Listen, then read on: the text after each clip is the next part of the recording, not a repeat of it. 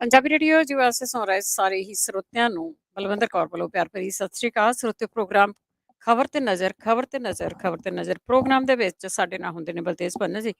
ਕੁਝ ਕੁ ਖਬਰਾਂ ਤੇ ਨਜ਼ਰ ਮਾਰਾਂਗੇ। ਖਬਰਾਂ ਤੋਂ ਬਾਅਦ ਜੇ ਤੁਹਾਡਾ ਵੀ ਕੋਈ ਸਵਾਲ ਹੋਇਆ ਤੁਸੀਂ ਕਾਲ ਕਰ ਸਕੋਗੇ 4082725200 ਸਟੂਡੀਓ ਦਾ ਫੋਨ ਨੰਬਰ ਹੈ।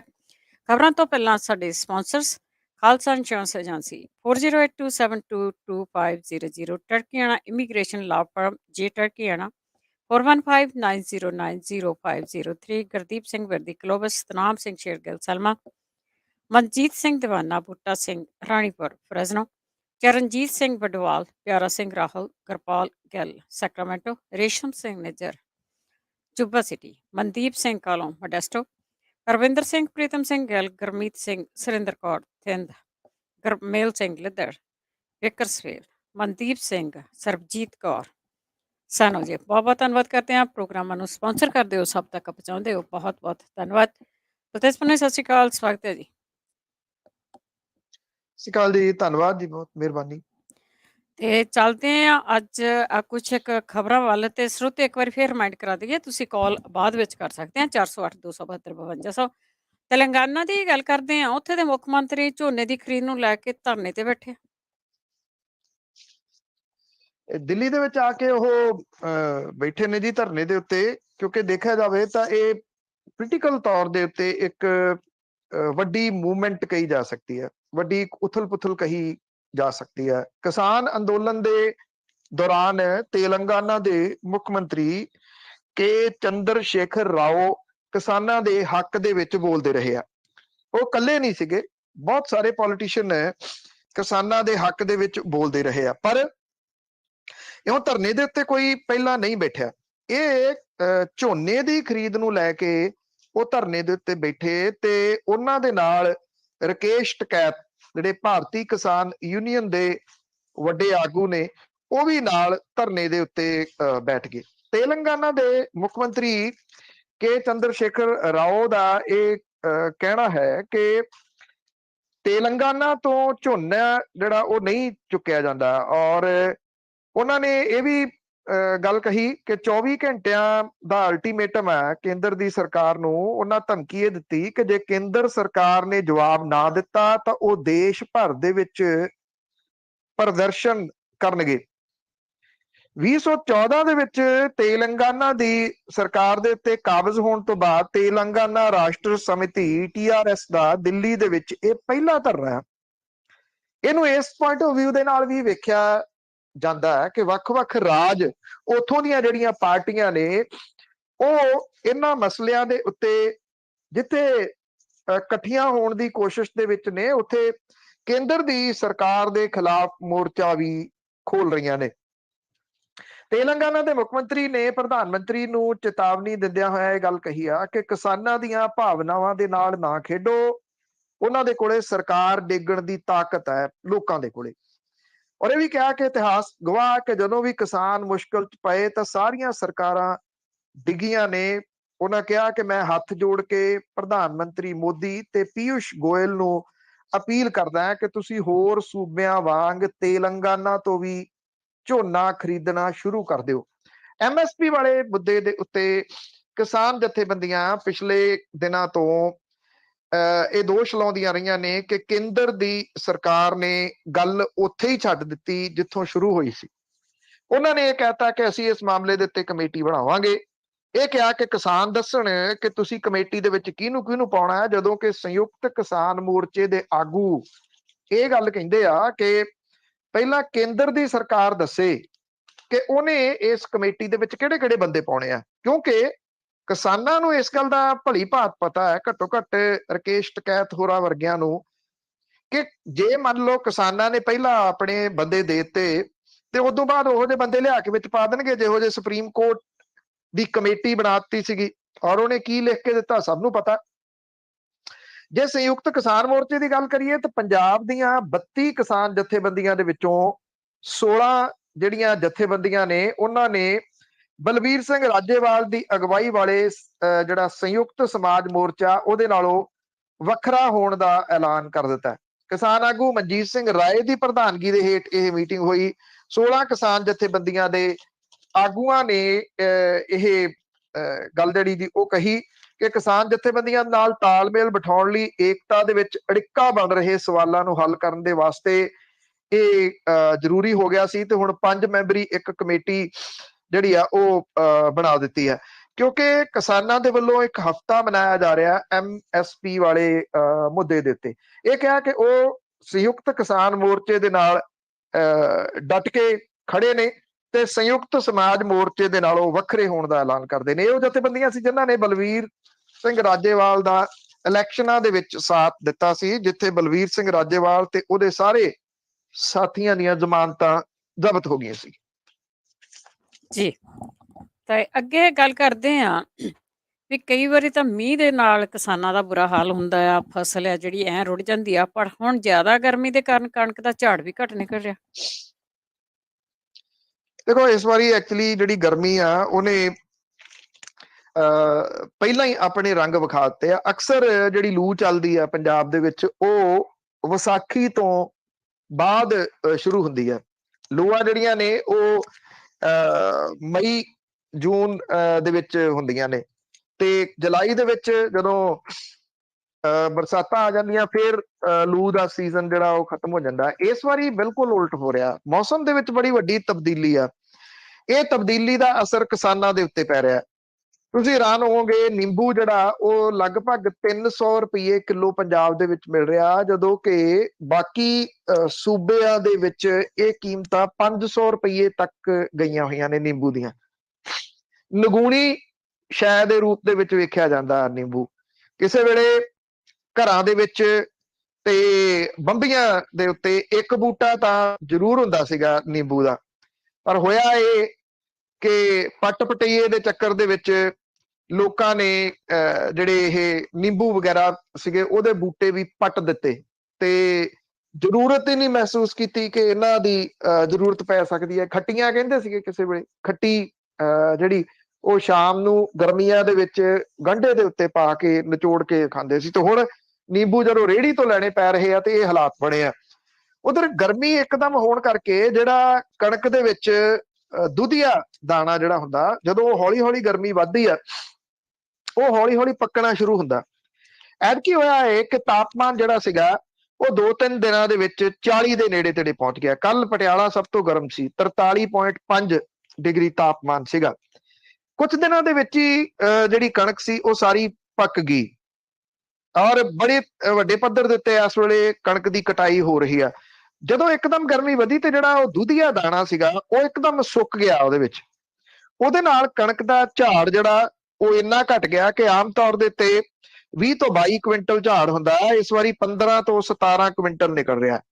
ਲਗਭਗ 25% ਦੇ ਕਰੀਬ ਝਾੜ ਜਿਹੜਾ ਉਹ ਘਟ ਗਿਆ। ਦੂਜੇ ਪਾਸੇ ਜਦੋਂ ਕਿਉਂਕਿ ਕੰਬਾਈਨਾਂ ਨਾਲ ਕੱਟੀ ਜਾਂਦੀ ਹੈ ਕਣਕ, ਉਹਦੇ ਵਿੱਚ ਦਾਣਾ ਸੁੱਕਾ ਹੋਣ ਕਰਕੇ ਉਹਦੇ ਟੋਟੇ ਬਹੁਤ ਵੱਡੇ ਪੱਧਰ ਦੇ ਉੱਤੇ ਹੋ ਰਹੇ ਆ।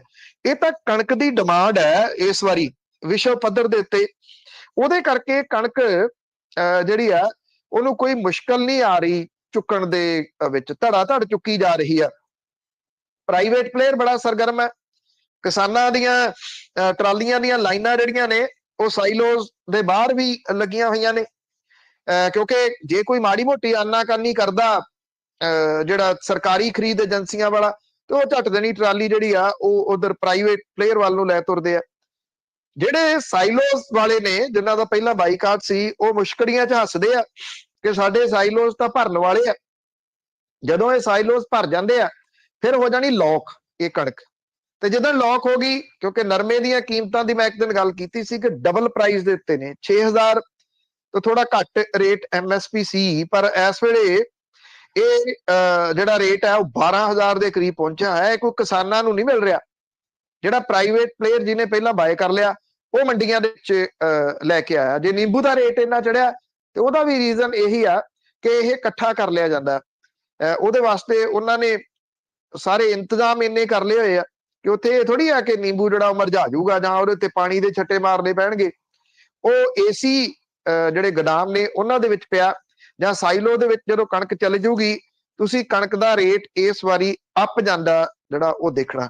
ਹਾਂ, ਇੰਨਾ ਜ਼ਰੂਰ ਹੈ ਕਿ ਜਿਹੜਾ ਇਹ ਝਾੜ ਘੱਟ ਮਿਲ ਰਿਹਾ, ਥੋੜੀ ਬਹੁਤੀ ਉਹਨਾਂ ਦੀ ਪੂਰਤੀ ਹੋ ਰਹੀ ਹੈ, ਕਿਉਂਕਿ ਪ੍ਰਾਈਵੇਟ ਪਲੇਅਰ MSP ਤੋਂ ਵੱਧ ਰੇਟ ਦੇ ਕੇ ਇਹ ਕਣਕ ਚੁੱਕ ਰਿਹਾ। ਇਹਦੇ ਉੱਤੇ ਉਂਝ ਵੈਸੇ ਦੇਖਿਆ ਜਾਵੇ ਤਾਂ ਸੋਸ਼ਲ ਮੀਡੀਆ ਦੇ ਉੱਤੇ ਬਹਿਸ ਵੀ ਚੱਲੀ ਜਾਂਦੀ ਹੈ ਕਿ ਕਿਉਂ ਉੱਥੇ ਜਾ ਰਹੇ ਨੇ। ਹੁਣ ਕਿਸਾਨ ਕੀ ਕਰੇ, ਕਿਸਾਨ ਕਿੱਧਰ ਨੂੰ ਜਾਵੇ?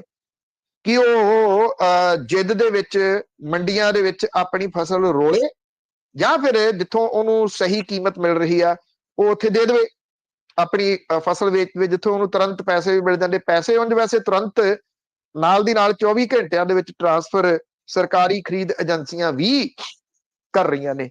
ਸੋ ਇਹ ਬਹਿਸ ਬਸਈਆ ਜਿਹੜਾ ਉਹ ਚੱਲੀ ਜਾ ਰਿਹਾ। ਕੁਝ ਲੋਕ ਕਹਿੰਦੇ ਆ ਕਿ ਪ੍ਰਾਈਵੇਟ ਪਲੇਅਰ ਇਦਾਂ ਹੀ ਖੇਡਦੇ ਆ, ਤੇ ਜਦੋਂ ਪ੍ਰੋਪਰ ਖੇਡਣ ਲੱਗੇ ਫਿਰ FCI ਤੋਂ ਜਿਹੜਾ ਜੀ ਉਹ ਹੱਥ ਪਿਛਾਂ ਖਿੱਚ ਲਏ ਜਾਣਗੇ। ਇਸ ਵਾਰੀ ਜਿਹੜੀ ਕਣਕ ਹੈ ਉਹਦੀ ਡਿਮਾਂਡ ਰਸ਼ੀਆ ਤੇ ਯੂਕਰੇਨ ਦੀ ਜੰਗ ਦੀ ਵਜ੍ਹਾ ਕਰਕੇ ਜ਼ਿਆਦਾ ਹੈ। ਵੱਖ-ਵੱਖ ਮੁਲਕਾਂ ਦੇ ਨਾਲ ਸੌਦੇ ਜਿਹੜੇ ਆ ਉਹ ਭਾਰਤ ਦੀ ਸਰਕਾਰ ਦੇ ਵੱਲੋਂ ਕੀਤੇ ਜਾ ਰਹੇ ਆ ਇਹ ਕਣਕ ਦੇਣ ਦੇ ਵਾਸਤੇ। ਔਰ ਇਸ ਵਾਰੀ ਹਾਲਾਤ ਇਹ ਨੇ ਕਿ ਕਣਕ ਮੰਡੀਆਂ ਚੋਂ ਸਿੱਧੀ ਸਪੈਸ਼ਲ ਵਾਲੇ ਪਾਸੇ ਜਾ ਰਹੀ, ਭਾਵ ਕਿ ਰੇਲਵੇ ਸਟੇਸ਼ਨਾਂ ਦੇ ਉੱਤੇ ਮਾਲ ਗੱਡੀਆਂ 'ਚ ਲੋਡ ਹੋ ਰਹੀ ਹੈ। ਜੀ ਬਿਲਕੁਲ, ਇਹਦੀ ਤਾਂ ਕੀਮਤ ਬਹੁਤ ਜ਼ਿਆਦਾ ਹੋਊਗੀ। ਅੱਗੇ ਗੱਲ ਕਰਦੇ ਹਾਂ ਸ਼ਾਹਬਾਜ਼ ਸ਼ਰੀਫ ਦੀ। ਵੈਸੇ ਇਹ ਪਹਿਲਾਂ ਹੀ ਪਰਿਵਾਰ ਆ ਜਿਹੜਾ ਇਹ ਕਾਬਜ਼ ਆ, ਪਰ ਲੋਕਾਂ ਦਾ ਤਾਂ ਇਹਨਾਂ ਨੇ ਕੁਝ ਨਹੀਂ ਕੀਤਾ। ਤੇ ਉਸ ਦੇ ਜੱਦੀ ਪਿੰਡ ਜਾਤੀ ਉਮਰਾਂ ਦੇ ਲੋਕ ਬਾਗੋ ਬਾਗ। ਦੇਖੋ ਲਾਸਟ ਨੇਮ ਹੈ ਸ਼ਰੀਫ ਵੈਸੇ, ਤੇ ਉਂਝ ਵੈਸੇ ਨਵਾਜ਼ ਸ਼ਰੀਫ ਹੋਰੀ ਪਹਿਲਾਂ ਪ੍ਰਧਾਨ ਮੰਤਰੀ ਬਣੇ ਸੀ। ਸ਼ਾਹਬਾਜ਼ ਸ਼ਰੀਫ ਜਿਹੜੇ ਨੇ ਉਹ ਲਹਿੰਦੇ ਪੰਜਾਬ ਦੇ ਮੁੱਖ ਮੰਤਰੀ ਰਹੇ ਆ। ਇਹ ਸ਼ਰੀਫ ਪਰਿਵਾਰ ਜਿਹੜਾ ਉਹ ਸਿਆਸਤ ਦੇ ਵਿੱਚ ਬਹੁਤ ਪੁਰਾਣਾ ਹੈ। ਵੰਡ ਵੇਲੇ ਇੱਥੇ ਤਰਨਤਾਰਨ ਡਿਸਟ੍ਰਿਕਟ ਦੇ ਵਿੱਚ ਪੈਂਦੇ ਪਿੰਡ ਜਾਤੀ ਉਮਰਾ ਤੋਂ ਮਾਈਗ੍ਰੇਟ ਕਰਕੇ ਪਾਕਿਸਤਾਨ ਗਏ ਨੇ। ਜਦੋਂ ਨਵਾਜ਼ ਸ਼ਰੀਫ ਪ੍ਰਧਾਨ ਮੰਤਰੀ ਬਣੇ ਸਨ ਤੇ ਜਾਤੀ ਉਮਰਾ ਦੇ ਵਿੱਚ ਉਦੋਂ ਵੀ ਜਸ਼ਨ ਮੰਨੇ ਸਨ। ਮੁੜ ਕੇ ਨਵਾਜ਼ ਸ਼ਰੀਫ ਹੋਰਾਂ ਦੇ ਹਾਲਾਤ ਜਿਹੜੇ ਇੱਕ ਵਾਰੀ ਇਸ ਤਰ੍ਹਾਂ ਦੇ ਬਣ ਗਏ ਸੀਗੇ ਕਿ ਇਉਂ ਲੱਗਦਾ ਸੀ ਕਿ ਜਨਰਲ ਪਰਵੇਜ਼ ਮੁਸ਼ਰਫ ਉਹਨਾਂ ਨੂੰ ਫਾਹੇ ਟੰਗ ਦੇਣਗੇ। ਉਸ ਵੇਲੇ ਵੀ ਜਾਤੀ ਉਮਰਾ ਚਰਚਾ ਦੇ ਵਿੱਚ ਆਇਆ ਸੀ, ਜਿੱਥੇ ਉਹਨਾਂ ਦੀ ਸਿਹਤਯਾਬੀ ਦੇ ਵਾਸਤੇ ਅਰਦਾਸਾਂ ਕੀਤੀਆਂ ਜਾ ਰਹੀਆਂ ਸੀਗੀਆਂ। ਹੁਣ ਸ਼ਾਹਬਾਜ਼ ਸ਼ਰੀਫ ਦੇ ਪ੍ਰਧਾਨ ਮੰਤਰੀ ਬਣਨ ਤੋਂ ਬਾਅਦ ਜਾਤੀ ਉਮਰਾ ਦੇ ਵਿੱਚ ਜਸ਼ਨ ਦੇ ਮਾਹੌਲ ਨੇ। ਉਹਨਾਂ ਦੇ ਪਰਿਵਾਰ ਦੇ ਨਾਲ ਜਿਹੜੇ ਰਿਲੇਟਡ ਰਹੇ 98 ਸਾਲਾਂ ਦੇ ਬਜ਼ੁਰਗ ਨੇ, ਜਿਹੜੇ ਇਹ ਕਹਿੰਦੇ ਨੇ ਕਿ ਸ਼ਾਹਬਾਜ਼ ਸ਼ਰੀਫ ਆਪਣੇ ਪਿੰਡ ਇੱਕ ਗੇੜਾ ਮਾਰ ਕੇ ਜਾਣ। ਉਂਝ ਵੈਸੇ ਜਦੋਂ ਨਵਾਜ਼ ਸ਼ਰੀਫ ਪ੍ਰਧਾਨ ਮੰਤਰੀ ਸੀ ਤੇ ਉਹਨਾਂ ਨੇ ਆਪਣੇ ਪਿੰਡ ਦੀ ਮਿੱਟੀ ਉੱਥੇ ਪਾਕਿਸਤਾਨ ਦੇ ਵਿੱਚ ਮੰਗਵਾਈ ਸੀ। ਇਹ ਬੜਾ ਕੁਝ ਨਿਰਭਰ ਕਰੂਗਾ ਇਸ ਚੀਜ਼ ਦੇ ਉੱਤੇ ਕਿ ਦੋਨਾਂ ਮੁਲਕਾਂ ਦੇ ਆਪਸੀ ਸੰਬੰਧ ਕਿਹੋ ਜਿਹੇ ਰਹਿੰਦੇ ਆ। ਉਂਝ ਵੈਸੇ ਜੇ ਤੁਸੀਂ ਪਲੇਠਾ ਭਾਸ਼ਣ ਸੁਣਿਆ ਹੋਵੇ ਸ਼ਾਹਬਾਜ਼ ਸ਼ਰੀਫ ਹੋਰਾਂ ਦਾ, ਤੇ ਉਹਦੇ ਵਿੱਚ ਉਹਨਾਂ ਨੇ ਜੰਮੂ ਕਸ਼ਮੀਰ ਦੀ ਗੱਲ ਫੇਰ ਕੀਤੀ ਆ। ਉਹਨਾਂ ਇਹ ਵੀ ਆਖਿਆ ਕਿ ਪ੍ਰਧਾਨ ਮੰਤਰੀ ਨਰਿੰਦਰ ਮੋਦੀ ਦੇ ਨਾਲ ਗੱਲ ਕਰਨਗੇ ਕਿ ਜਿਹੜੇ ਦੁਵੱਲੇ ਮਸਲੇ ਨੇ ਉਹਨਾਂ ਨੂੰ ਨਿਬੇੜ ਲਓ ਤੇ ਫਿਰ ਆਪਾਂ ਗੁਰਬਤ ਦੇ ਖਿਲਾਫ ਲੜੀਏ, ਗਰੀਬੀ ਦੇ ਖਿਲਾਫ ਲੜੀਏ। ਗੱਲਾਂ ਚੰਗੀਆਂ ਨੇ, ਕੰਨਾਂ ਨੂੰ ਚੰਗੀਆਂ ਲੱਗਦੀਆਂ ਨੇ, ਸੁਣਨ ਨੂੰ ਵਧੀਆ ਲੱਗਦੀਆਂ ਨੇ। ਕਦੋਂ ਇਹ ਮੁਲਕ ਜਿਹੜੇ ਨੇ ਉਹ ਆਪਸੀ ਵੈਰ ਵਿਰੋਧ ਜਿਹੜਾ ਉਹ ਛੱਡ ਕੇ ਗਰੀਬੀ ਦੇ ਖਿਲਾਫ ਲੜਨਗੇ, ਅਜੇ ਕੁਝ ਨਹੀਂ ਪਤਾ। ਇੰਨਾ ਜ਼ਰੂਰ ਹੈ ਕਿ ਜਿਹੜੀਆਂ ਬਹੁਤੀਆਂ ਨਿਗਾਹਾਂ ਨੇ ਲਹਿੰਦੇ ਤੇ ਚੜ੍ਹਦੇ ਪੰਜਾਬ ਦੀਆਂ ਇਸ ਦੇ ਉੱਤੇ ਲੱਗੀਆਂ ਰਹਿੰਦੀਆਂ। ਜਦੋਂ ਵੀ ਕੋਈ ਤਬਦੀਲੀ ਹੁੰਦੀ ਹੈ, ਖਾਸ ਤੌਰ ਦੇ ਉੱਤੇ ਕੋਈ ਪੰਜਾਬੀ ਪਰਸਨੈਲਿਟੀ ਜਿਹੜੀ ਆ ਉਹ ਉੱਪਰ ਆਉਂਦੀ ਹੈ, ਤਾਂ ਉਦੋਂ ਇਹ ਆਸ ਵੱਧ ਜਾਂਦੀ ਆ ਕਿ ਦੋਨਾਂ ਮੁਲਕਾਂ ਦੇ ਵਿਚਾਲੇ ਸੰਬੰਧ ਚੰਗੇ ਹੋਣਗੇ। ਕਿਉਂਕਿ ਜਿਸ ਦਿਨ ਇਹ ਰਾਹ ਖੁੱਲਿਆ, ਰਾਹ ਖੁੱਲਣਾ ਹੈਗਾ, ਇਹਦੇ ਚ ਕੋਈ ਕਿਸੇ ਨੂੰ 1% ਵੀ ਸ਼ੱਕ ਸ਼ੁਬਾ ਨਹੀਂ ਹੋਣਾ ਚਾਹੀਦਾ। ਰਾਹ ਖੁੱਲੂਗਾ, ਅੱਜ ਖੁੱਲ ਜੇ, ਸਾਲ ਨੂੰ ਖੁੱਲ ਜੇ, 2 ਸਾਲਾਂ ਨੂੰ ਖੁੱਲ ਜੇ, ਖੋਲਣਾ ਪੈਣਾ, ਇਹ ਮਜਬੂਰੀ ਹੈ।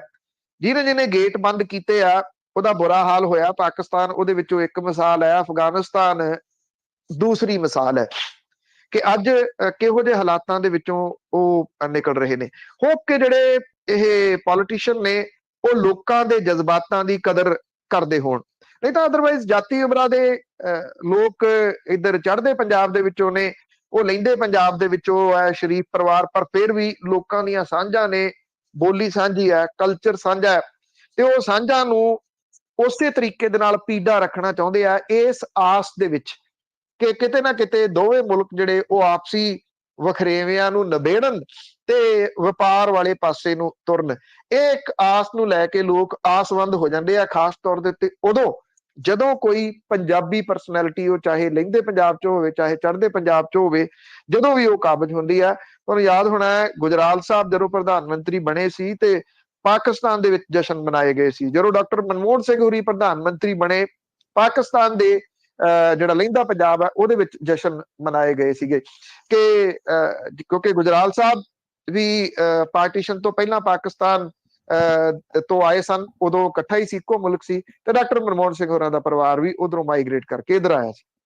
ਬਿਲਕੁਲ ਜੀ, ਲੋਕ ਤਾਂ ਚਾਹੁੰਦੇ ਆਪਸ ਵਿੱਚ ਮਿਲਣਾ, ਪਰ ਇਹ ਜਿਹੜੇ ਲੀਡਰ ਆ ਨਾ, ਇਹ ਇਹਨਾਂ ਦੀਆਂ ਗੱਲਾਂ ਹੀ ਆ। ਅੱਗੇ ਰਾਮਨੌਮੀ ਦੇ ਮੌਕੇ ਤੇ ਝਾਰਖੰਡ ਤੇ ਗੁਜਰਾਤ ਵਿੱਚ ਹਿੰਸਾ ਕਿਉਂ ਹੋ ਗਈ?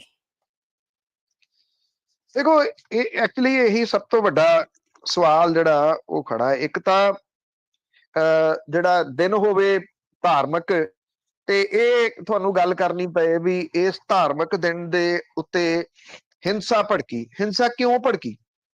ਇਹ ਕਈ ਹਿੱਸਿਆਂ ਦੇ ਵਿੱਚ ਇਹ ਘਟਨਾਵਾਂ ਵਾਪਰੀਆਂ। ਝਾਰਖੰਡ ਦੇ ਲੋਹਾਰ ਡਾਗਾ ਦੇ ਵਿੱਚ ਜਿੱਥੇ ਇੱਕ ਵਿਅਕਤੀ ਦੀ ਮੌਤ ਹੋਈ, 12 ਜਾਣੇ ਜ਼ਖਮੀ ਹੋਏ। ਮੱਧ ਪ੍ਰਦੇਸ਼ ਦੇ ਖਰਗੋਨ ਸ਼ਹਿਰ ਦੇ ਵਿੱਚ ਹਿੰਸਾ ਤੋਂ ਬਾਅਦ ਕਰਫਿਊ ਲਾਉਣਾ ਪੈ ਗਿਆ। ਇੱਥੇ ਤੱਕ ਇੱਥੇ 80 ਦੇ ਕਰੀਬ ਲੋਕਾਂ ਨੂੰ ਗ੍ਰਿਫਤਾਰ ਕੀਤਾ ਜਾ ਚੁੱਕਿਆ ਹੈ। ਗੁਜਰਾਤ ਦੇ ਆਨੰਦ ਜ਼ਿਲ੍ਹੇ ਦੇ ਖੰਭਟ ਦੇ ਵਿੱਚ ਵੀ ਰਾਮਨੌਮੀ ਦੇ ਮੌਕੇ ਹੋਈਆਂ ਝੜਪਾਂ ਦੇ ਵਿੱਚ ਇੱਕ ਬੰਦੇ ਦੀ ਮੌਤ ਹੋਈ। ਵੱਖ-ਵੱਖ ਰਾਜਾਂ ਦੀਆਂ ਅਥਾਰਟੀਆਂ ਦਾ ਕਹਿਣਾ ਹੈ ਕਿ ਹਿੰਸਾ ਪ੍ਰਭਾਵਿਤ ਇਲਾਕਿਆਂ ਦੇ ਵਿੱਚ ਹਾਲਾਤ ਕਾਬੂ ਦੇ ਹੇਠ ਨੇ, ਜਦੋਂ ਕਿ ਮੱਧ ਪ੍ਰਦੇਸ਼ ਪ੍ਰਸ਼ਾਸਨ ਨੇ ਰਾਮਨੌਮੀ ਦੀ ਸ਼ੋਭਾ ਯਾਤਰਾ ਤੇ ਪਥਰਾਓ ਕਰਨ ਵਾਲਿਆਂ ਦੇ ਗੈਰ ਕਾਨੂੰਨੀ ਢਾਂਚੇ ਢਾਉਣ ਦੀ ਮੁਹਿੰਮ ਜਿਹੜੀ ਆ ਉਹ ਵਿੱਢੀ ਆ। ਇਹਨੂੰ ਸਮਝਣਾ ਪਊਗਾ ਜੀ, ਸਮਝਣਾ ਇਹਨੂੰ 2024 ਨੂੰ ਸਾਹਮਣੇ ਰੱਖ ਕੇ ਪਊਗਾ, ਜੇ ਸਮਝ ਪੈ ਸਕੇ ਕਿ ਅਸਲ ਦੇ ਵਿੱਚ ਇਹ ਕਹਾਣੀ ਕੀ ਆ। ਜਿਹੜੀ ਇਸ ਵੇਲੇ ਮੁਲਕ ਦੀ ਆਰਥਿਕ ਸਥਿਤੀ ਆ ਉਹ ਕਿੱਥੇ ਖੜੀ ਆ, ਇਹ ਕਿਸੇ ਤੋਂ ਲੁਕਿਆ ਛਿਪਿਆ ਨਹੀਂ। ਗੁਜਰਾਤ ਮਾਡਲ ਫੇਲ ਹੋ ਗਿਆ, ਕੰਪਲੀਟ ਫੇਲ ਹੋ ਗਿਆ। ਜੇ ਤੁਸੀਂ ਕੈਗ ਦੀ ਰਿਪੋਰਟ ਪੜ੍ਹ ਲਓ ਪਿਛਲੇ ਦਿਨਾਂ ਦੇ ਵਿੱਚ ਆਈ, ਉਹ ਇਹ ਗੱਲ ਕਹਿੰਦੀ ਆ ਕਿ ਗੁਜਰਾਤ ਨੂੰ ਕਰਜ਼ੇ ਵੱਲ ਧੱਕ ਦਿੱਤਾ ਗਿਆ। ਔਰ ਉਹ ਰਿਪੋਰਟ ਇਹ ਵੀ ਕਹਿੰਦੀ ਆ ਕਿ 3 ਲੱਖ ਕਰੋੜ ਰੁਪਏ ਦਾ ਕਰਜ਼ਾ ਗੁਜਰਾਤ ਦੇ ਉੱਤੇ ਚੜ ਗਿਆ। ਮਤਲਬ ਜਿਹੜਾ ਗੁਜਰਾਤ ਮਾਡਲ ਪ੍ਰਚਾਰ ਕੇ ਸੱਤਾ ਦੇ ਵਿੱਚ ਆਏ ਸੀ ਉਹ ਤਾਂ ਫੇਲ ਹੋ ਗਿਆ। ਔਰ ਜਿਹੜਾ ਇਹ ਕਿਹਾ ਜਾਂਦਾ ਕਿ ਦੇਸ਼ ਬਦਲ ਰਿਹਾ, ਤਾਂ ਦੇਸ਼ ਕੀ ਇਸ ਤਰੀਕੇ ਨਾਲ ਬਦਲ ਰਿਹਾ? ਕਿਉਂਕਿ ਇਹ ਘਟਨਾਵਾਂ ਤਾਂ ਉਹਨੇ ਜਿਹੜੀਆਂ ਸੂਬਿਆਂ ਦੀਆਂ ਨੇ, ਕੁਝ ਯੂਨੀਵਰਸਿਟੀਜ਼ ਦੇ ਵਿੱਚ ਵੀ ਘਟਨਾਵਾਂ ਇਸੇ ਤਰ੍ਹਾਂ ਦੀਆਂ ਵਾਪਰੀਆਂ ਜਿਨ੍ਹਾਂ ਦੇ ਵਿੱਚ JNU ਵਗੈਰਾ ਸ਼ਾਮਲ ਹੈ। ਜਿਹੜੇ ਉੱਤੇ ਇਹਨਾਂ ਘਟਨਾਵਾਂ ਨੂੰ ਅੰਜਾਮ ਦੇਣ ਵਾਲੇ ਨੇ ਉਹ ਲੋਕ ਕੌਣ ਨੇ? ਪਥਰਾਓ ਕਰਨ ਵਾਲੇ ਲੋਕ ਕੌਣ ਨੇ? ਉਹ ਲੱਭਿਆ ਥੋੜੀ ਜਾਂਦਾ, ਕੱਪੜੇ ਹੀ ਪਾਉਣੇ ਨੇ ਨਾ, ਇੱਕ ਕਿਸਮ ਦੇ ਪਾਓ ਤੇ ਚੁੱਕ ਕੇ ਪਥਰਾਓ ਉਹਦੇ ਵਿੱਚ ਕਰ ਦਿਓ, ਨਾ ਕਿਸੇ ਦਾ ਵੀ ਲਾ ਦਿਓ। ਕਿਤੇ ਨਾ ਕਿਤੇ ਇਹ ਸਮਝਿਆ ਜਾ ਰਿਹਾ ਕਿ ਜਿਹੜੇ ਮਾਡਲਾਂ ਦਾ ਜ਼ਿਕਰ ਕੀਤਾ ਸੀ ਉਹ ਮਾਡਲ ਹੋ ਗਏ ਫੇਲ। ਉਹ ਮਾਡਲ ਫੇਲ ਹੋਣ ਕਰਕੇ ਜਿਹੜਾ ਮਾਡਲ ਦੁਬਾਰਾ ਤੋਂ ਫੇਰ ਕੱਢਿਆ ਜਾ ਰਿਹਾ ਉਹ ਇਹ ਆ ਨਫ਼ਰਤ ਇੱਕ ਜਿਹੜੀ ਉਹ ਫੈਲਾਉਣ ਦਾ।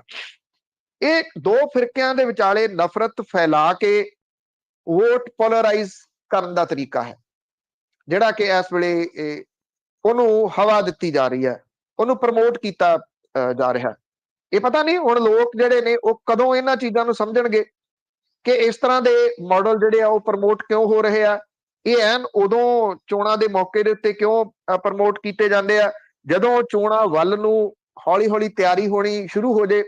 ਚਾਹੇ ਇੱਕ ਫਿਲਮ ਦਾ ਜਿਹਦਾ ਜ਼ਿਕਰ ਆਉਂਦਾ, ਉਹ ਫਿਲਮ ਵੀ ਉਸ ਟਾਈਮ ਦੇ ਉੱਤੇ ਲਿਆ ਕੇ ਜਿਹੜੀ ਉਹ ਥੀਏਟਰਾਂ ਦੇ ਵਿੱਚ ਲਾਈ ਗਈ ਆ, ਉਹਨੂੰ ਜਿੰਨਾ ਪ੍ਰਮੋਟ ਕੀਤਾ ਜਾ ਰਿਹਾ, ਉਹਨੂੰ ਟੈਕਸ ਫ੍ਰੀ ਕੀਤਾ ਜਾ ਰਿਹਾ। ਮੈਂ ਤਾਂ ਨਹੀਂ ਉਹ ਫਿਲਮ ਅਜੇ ਤੱਕ ਦੇਖੀ ਕਿ ਉਹਦੇ ਵਿੱਚ ਕੀ ਆ, ਇਸ ਕਰਕੇ ਕੋਈ ਉਹਦੇ ਫਿਲਮ ਦੇ ਉੱਤੇ ਤਾਂ ਅਜੇ ਟਿੱਪਣੀ ਨਹੀਂ ਜਿੰਨੀ ਦੇਰ ਤੱਕ ਤੁਸੀਂ ਉਹਨੂੰ ਦੇਖ ਨਹੀਂ ਲੈਂਦੇ। ਪਰ ਇਹਨਾਂ ਜ਼ਰੂਰ ਹੈ ਕਿ ਜਿਸ ਤਰੀਕੇ ਨਾਲ ਉਹਨੂੰ ਪ੍ਰਮੋਟ ਕੀਤਾ ਜਾ ਰਿਹਾ ਇੱਕ ਧੜੇ ਦੇ ਵੱਲੋਂ, ਉਹਦੇ ਤੋਂ ਇਹ ਪਤਾ ਲੱਗਦਾ ਕਿ ਉਹਦੇ ਵਿੱਚ ਕੀ ਹੋ ਸਕਦਾ। ਇਹ ਵੀ ਜਿਹੜੀ ਹਿੰਸਾ ਹੋਈ ਆ ਉਹ ਵੀ ਭਗਵਾਨ ਰਾਮ ਹੋਰਾਂ ਦੇ ਜਿਹੜੇ ਉਹ ਦਿਨ ਦੇ ਮੌਕੇ ਦੇ ਉੱਤੇ, ਰਾਮਨੌਮੀ ਦੇ ਮੌਕੇ ਦੇ ਉੱਤੇ, ਉਹਦੀ ਗੰਭੀਰਤਾ ਨੂੰ ਸਮਝਣ ਦੀ ਲੋੜ ਹੈ ਕਿ ਕਿਸ ਪਾਸੇ ਵੱਲ ਲੋਕਾਂ ਨੂੰ ਧੱਕਿਆ ਜਾ ਰਿਹਾ। ਜੀ ਜੀ, ਬਿਲਕੁਲ, ਬਹੁਤ ਕੁਛ ਹੀ ਧੱਕਿਆ ਜਾਊਗਾ, ਬਹੁਤ ਕੁਛ ਹੋ ਰਿਹਾ ਆ। ਏਦਾਂ ਲੜਾ ਕੇ ਪਤਾ ਨਹੀਂ ਕਿੰਨਾ ਕੁ ਦੇਰ ਇਹ ਜਿੱਤਾਂ ਪ੍ਰਾਪਤ ਕਰਦੇ ਰਹਿਣਗੇ। ਤੇ ਅੱਗੇ ਕਾਂਗਰਸ ਵੱਲ ਆਉਂਦੇ ਆ। ਕਾਂਗਰਸ ਦੀ ਹਾਈ ਕਮਾਂਡ ਅਨੁਸ਼ਾਸਨ ਤੇ ਸਖਤ ਹੋਈ ਆ, ਪਰ ਵੱਡੀ ਹਾਰ ਵੀ ਹੋਈ ਆ ਦੇਸ਼ ਦੇ ਵਿੱਚ। ਜਿਹੜੀਆਂ ਸਾਰੇ ਰਾਜਾਂ ਦੇ ਵਿੱਚ ਜਿਹੜੀ ਉਹ ਕਾਂਗਰਸ ਹਾਰ ਗਈ, ਪੰਜਾਬ ਵਰਗਾ ਰਾਜ ਉਹਦੇ ਹੱਥਾਂ ਚੋਂ ਚਲੇ ਗਿਆ। ਇੱਥੇ ਹਾਲਾਤ ਜਿਹੜੇ ਇਹ ਬਣੇ ਸੀ ਕਿ ਮਸਲੇ ਹੱਲ ਕਰਨ ਵਾਲੇ ਚਰਨਜੀਤ ਚੰਨੀ ਦਾ ਭਰਾ ਇਲੈਕਸ਼ਨਾਂ 'ਚ ਖੜਿਆ। ਚਰਨਜੀਤ ਚੰਨੀ ਹੁਰੀ ਉਹਨੂੰ ਰੋਕ ਹੀ ਨਹੀਂ ਸਕੇ, ਹਾਈ ਕਮਾਂਡ ਕੋ ਕੱਖ ਨਾ ਕਰ ਸਕੀ ਉਸ ਮਾਮਲੇ ਦੇ ਉੱਤੇ। ਕਪੂਰਥਲੇ ਤੋਂ ਚੋਣ ਲੜਨ ਵਾਲੇ ਰਾਣਾ ਗੁਰਜੀਤ ਸਿੰਘ ਨੇ ਆਪਣਾ ਮੁੰਡਾ ਸ਼ਰੇਆਮ ਲਿਜਾ ਕੇ ਸੁਲਤਾਨਪੁਰ ਲੋਧੀ ਤੋਂ ਖੜਾ ਕਰਤਾ ਔਰ ਉਹਦੇ ਵਾਸਤੇ ਚੋਣ ਪ੍ਰਚਾਰ ਕਰਨ ਦੇ ਵੀ ਜਾਂਦੇ ਰਹੇ ਆਜ਼ਾਦ ਤੌਰ ਦੇ ਉੱਤੇ। ਕਾਂਗਰਸ ਹਾਈ ਕਮਾਂਡ ਕੱਖ ਵੀ ਨਾ ਕਰ ਸਕੀ। ਕਿੰਨਾ ਕੁਛ ਕਾਂਗਰਸ ਦੇ ਵਿੱਚ ਨਵਜੋਤ ਸਿੰਘ ਸਿੱਧੂ ਹੋਰੀ ਬੋਲਦੇ ਰਹੇ ਔਰ ਜਦੋਂ ਧੂਰੀ ਦੇ ਵਿੱਚ ਪ੍ਰਿਯੰਕਾ ਗਾਂਧੀ ਵਾਡਰਾ ਆਏ ਬੈਠੇ ਸੀ, ਨਵਜੋਤ ਸਿੰਘ ਸਿੱਧੂ ਨੇ ਓਪਨਲੀ ਮਨਾ ਕਰਤਾ ਕਿ ਮੈਂ ਤਾਂ ਨਹੀਂ ਬੋਲਦਾ ਇੱਥੇ, ਆ ਬੁਲਾ ਲਓ ਜਿਹਨੂੰ ਸੀਐਮ ਦਾ ਫੇਸ ਐਲਾਨਿਆ। ਹਾਈ ਕਮਾਂਡ ਕੁਝ ਵੀ ਨਾ ਕਰ ਸਕੀ। ਸੁਨੀਲ ਜਾਖੜ ਹੋਰੀ ਜਿਨ੍ਹਾਂ ਨੂੰ ਮੁੱਖ ਮੰਤਰੀ ਲਗਭਗ ਬਣਾਉਣ ਲੱਗੀ ਸੀ ਹਾਈ ਕਮਾਂਡ, ਉਹਨਾਂ ਦਾ ਮੁੱਖ ਮੰਤਰੀ ਦੀ ਕੁਰਸੀ ਨੂੰ ਹੱਥ ਪੈਂਦਾ ਪੈਂਦਾ ਰਹਿ ਗਿਆ। ਇਸ ਕਰਕੇ ਉਹ ਤੁਸੀਂ ਇਹ ਕਹਿ ਲਓ ਕਿ ਅਜੇ ਵੀ ਸਦਮੇ ਦੇ ਵਿੱਚ ਨੇ ਤੇ ਉਹ ਇਦਾਂ ਦਾ ਕੁਝ ਬੋਲਦੇ ਰਹਿੰਦੇ ਆ ਜਿਹਦੇ ਤੋਂ ਉਹਨਾਂ ਦੀ ਫਰਸਟ੍ਰੇਸ਼ਨ ਸ਼ਰੇਆਮ ਝਲਕਦੀ ਹੈ। ਉਹਨਾਂ ਨੇ ਇੱਕ ਬਿਆਨ ਪਿਛਲੇ ਦਿਨਾਂ ਦੇ ਵਿੱਚ ਦੇ ਦਿੱਤਾ। ਬਿਆਨ ਬੜਾ ਬੇਹੂਦਾ ਸੀ, ਉਹ ਐਕਸਪੈਕਟ ਨਹੀਂ ਕੀਤਾ ਜਾ ਸਕਦਾ ਘੱਟੋ ਘੱਟ ਸੁਨੀਲ ਜਾਖੜ ਹੋਰਾਂ ਵਰਗੀ ਪਰਸਨੈਲਿਟੀ ਤੋਂ। ਜਿਹੜੇ ਕਹਿੰਦੇ ਸੀ ਖੁਦ ਮੁਖਤਿਆਰੀ ਚਾਹੀਦੀ ਆ, ਉਹ ਹੁਣ ਇਸ ਗੱਲੋਂ ਚੁੱਪ ਨੇ ਕਿ ਜਿਹੜੀਆਂ ਨਿਯੁਕਤੀਆਂ ਹੋਈਆਂ ਨੇ ਪ੍ਰਧਾਨ ਦੀਆਂ ਤੇ ਐਲਓਪੀ ਦੀਆਂ, ਉਹ ਤਾਂ ਦਿੱਲੀ ਤੋਂ ਹੋਈਆਂ ਨੇ। ਕਹਿੰਦੇ ਸੀ ਕਿ ਦਿੱਲੀ ਦਾ ਕੋਈ ਫੈਸਲਾ ਸਾਨੂੰ ਮਨਜ਼ੂਰ ਨਹੀਂ ਗਾ, ਪਰ ਉਹ ਚੁੱਪ ਕਰਕੇ ਹੁਣ ਬੈਠੇ ਨੇ, ਹੁਣ ਬੋਲ ਨਹੀਂ ਰਹੇ ਇਸ ਮਾਮਲੇ ਦੇ ਉੱਤੇ। ਜਿਹੜੀ ਹਾਈ ਕਮਾਂਡ ਹੈ ਉਹਨੂੰ ਇਹ ਮਹਿਸੂਸ ਹੋਇਆ ਕਿ ਜੇ ਸਮਾਂ ਰਹਿੰਦਿਆਂ ਹੋਇਆਂ ਉਦੋਂ ਕਿਤੇ ਨੱਥ ਪਾ ਲਈ ਜਾਂਦੀ ਕਾਂਗਰਸੀਆਂ ਨੂੰ, ਹੋ ਸਕਦਾ ਸੀ ਇੰਨੇ ਮੰਦੇ ਹਾਲਾਤਾਂ ਦੇ ਵਿੱਚ ਕਾਂਗਰਸ ਨਾ ਜਾਂਦੀ, ਨਾ ਕੋਈ ਹਾਈ ਨਾ ਕੋਈ ਕਮਾਂਡ, ਬਿਨਾਂ ਰੀੜ ਦੀ ਹੱਡੀ ਤੋਂ ਲੀਡਰਸ਼ਿਪ ਬੈਠੀ।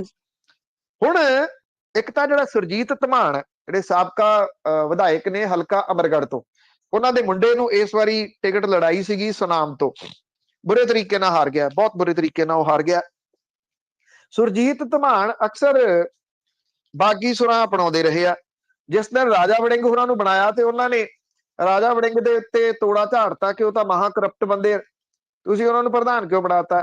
ਕਾਂਗਰਸ ਨੇ ਸੁਰਜੀਤ ਧਮਾਨ ਨੂੰ ਨੋਟਿਸ ਦੇ ਕੇ ਨਾਲ ਦੀ ਨਾਲ ਉਹਦੀ ਮੁੱਢਲੀ ਮੈਂਬਰਸ਼ਿਪ ਵੀ ਖਾਰਜ ਕਰ ਦਿੱਤੀ ਤੇ ਕਾਂਗਰਸ ਤੋਂ ਕੱਢਤਾ। ਸੁਰਜੀਤ ਧਮਾਨ ਕੱਲ ਲੱਡੂ ਵੰਡੀ ਜਾਂਦੇ ਸੀਗੇ ਵੀ ਮੈਂ ਇਹ ਲੱਡੂ ਇਸ ਖੁਸ਼ੀ ਦੇ ਵਿੱਚ ਵੰਡ ਰਿਹਾ ਕਿ ਮੈਨੂੰ ਕਾਂਗਰਸ ਦੇ ਵਿੱਚੋਂ ਕੱਢ ਦਿੱਤਾ ਤੇ ਮੈਂ ਹੁਣ ਸੁਰਖਰੂ ਹੋ ਗਿਆ। ਉਧਰ ਇੱਕ ਕਾਰਨ ਦੱਸੋ ਨੋਟਿਸ ਜਿਹੜਾ ਉਹ ਸੁਨੀਲ ਜਾਖੜ ਹੋਰਾਂ ਨੂੰ ਵੀ ਮਿਲ ਗਿਆ। ਉਹਦੇ ਵਿੱਚ 1 ਹਫ਼ਤੇ ਦਾ ਸਮਾਂ ਦਿੱਤਾ ਗਿਆ। ਕਾਰਨ ਦੱਸੋ ਨੋਟਿਸ ਦੇ ਵਿੱਚ ਇਹ ਕਿਹਾ ਗਿਆ ਕਿ ਹਫ਼ਤੇ ਦੇ ਵਿੱਚ ਜਵਾਬ ਦਿਓ। ਪੰਜਾਬ ਕਾਂਗਰਸ ਦੇ ਵਿੱਚ ਲਗਭਗ 1 ਸਾਲ ਤੋਂ ਆਪ ਹੁਦਰਾਪਣ ਉਸ ਸਿਖਰ ਦੇ ਉੱਤੇ ਚੱਲ ਰਿਹਾ ਔਰ ਕਾਂਗਰਸ ਦੇ ਸਾਬਕਾ ਪ੍ਰਧਾਨ ਨਵਜੋਤ ਸਿੰਘ ਸਿੱਧੂ ਇਸ ਮਾਮਲੇ ਦੇ ਵਿੱਚ ਸਭ ਤੋਂ ਮੂਹਰੇ ਰਹੇ ਨੇ। ਪੰਜਾਬ ਕਾਂਗਰਸ ਦੇ ਵਿੱਚ ਧੜੇਬੰਦੀ ਇੰਨੀ ਵੱਧ ਗਈ ਕਿ ਕਿਸੇ ਨੂੰ ਹਾਈ ਕਮਾਂਡ ਦੀ ਕੋਈ ਪਰਵਾਹ ਹੀ ਨਹੀਂ ਸੀਗੀ। ਹੁਣ ਹਾਈ ਕਮਾਂਡ ਨੇ ਇਹਦਾ ਨੋਟਿਸ ਲੈਂਦਿਆਂ ਹੋਇਆ ਕੁਝ ਸਖਤ ਫੈਸਲੇ ਲੈਣੇ ਸ਼ੁਰੂ ਕੀਤੇ ਨੇ। ਸਿਆਣੇ ਕਹਿੰਦੇ ਨੇ ਕਿ ਪਛਤਾਏ ਕਿਆ ਹੋਤ ਜਬ ਚਿੜੀਆ ਚੁੱਗ ਗਈ ਖੇਤ। ਇਹ ਜਦੋਂ ਚਿੜੀਆ ਜਿਹੜੀ ਆ ਜੀ ਉਹ ਖੇਤ ਚੁੱਗ ਗਈਆਂ ਤੇ ਹੁਣ ਜਿੰਨੇ ਮਰਜ਼ੀ ਹਰਕਾਰੇ ਮਾਰੀ ਜਾਣ, ਢੋਲ ਪਿੱਟੀ ਜਾਣ, ਪੀਪੇ ਵਜਾਈ ਜਾਣ, ਹੁਣ ਤਾਂ ਜਿਹੜਾ ਜੀ ਉਹ ਅਗਲੇ 5 ਸਾਲ ਇਹ ਕਿਹਾ ਜਾ ਸਕਦਾ ਕਿ ਇਹੀ ਕੁਝ ਇਹਨਾਂ ਨੂੰ ਕਰਨਾ ਪੈਣਾ। ਨਵਜੋਤ ਸਿੰਘ ਸਿੱਧੂ ਹੋਰੀ ਪ੍ਰਧਾਨ ਨਹੀਂ ਰਹੇ, ਹੋਪਫੁਲੀ ਉਹ ਤਾਂ ਚਲੇ ਜਾਣਗੇ ਹੁਣ ਮੌਨ ਦੇ ਉੱਤੇ। ਅਜੇ ਕਾਂਗਰਸ ਨੇ ਉਹਨਾਂ ਨੂੰ ਤਾਂ ਕੋਈ ਨੋਟਿਸ ਨਹੀਂ ਦਿੱਤਾ, ਪਰ ਸੁਨੀਲ ਜਾਖੜ ਨੂੰ ਨੋਟਿਸ ਦੇ ਕੇ ਕਾਂਗਰਸ ਹਾਈ ਕਮਾਂਡ ਨੇ ਦੱਸਣ ਦੀ ਕੋਸ਼ਿਸ਼ ਕੀਤੀ ਆ ਕਿ ਕੋਈ ਵਿਅਕਤੀ ਕਿੱਡਾ ਵੱਡਾ ਮਰਜ਼ੀ ਕਿਉਂ ਨਾ ਹੋਵੇ, ਉਹਨੂੰ ਹੁਣ ਅਨੁਸ਼ਾਸਨਹੀਣਤਾ ਜਿਹੜੀ ਉਹ ਰੋਕਿਆ ਜਾਊਗਾ ਉਹਦੇ ਤੋਂ ਤੇ ਉਹਨਾਂ ਨੂੰ ਕੱਢਿਆ ਜਾ ਸਕਦਾ। ਹੁਣ ਸਵਾਲ ਵੱਡਾ ਇਹ ਆ ਕਿਹੜਾ 1 ਹਫ਼ਤੇ ਦਾ ਸਮਾਂ ਦਿੱਤਾ, ਇਹਦੇ ਦੌਰਾਨ ਸੁਨੀਲ ਜਾਖੜ ਹੋਰੀ ਇਸ ਨੋਟਿਸ ਦਾ ਜਵਾਬ ਦਿੰਦੇ ਆ ਜਾਂ ਕਾਂਗਰਸ ਨੂੰ ਜਵਾਬ ਦੇ ਜਾਂਦੇ ਆ, ਇਹ ਅਹਿਮ ਪੁਆਇੰਟ ਰਹੂਗਾ ਜੀ।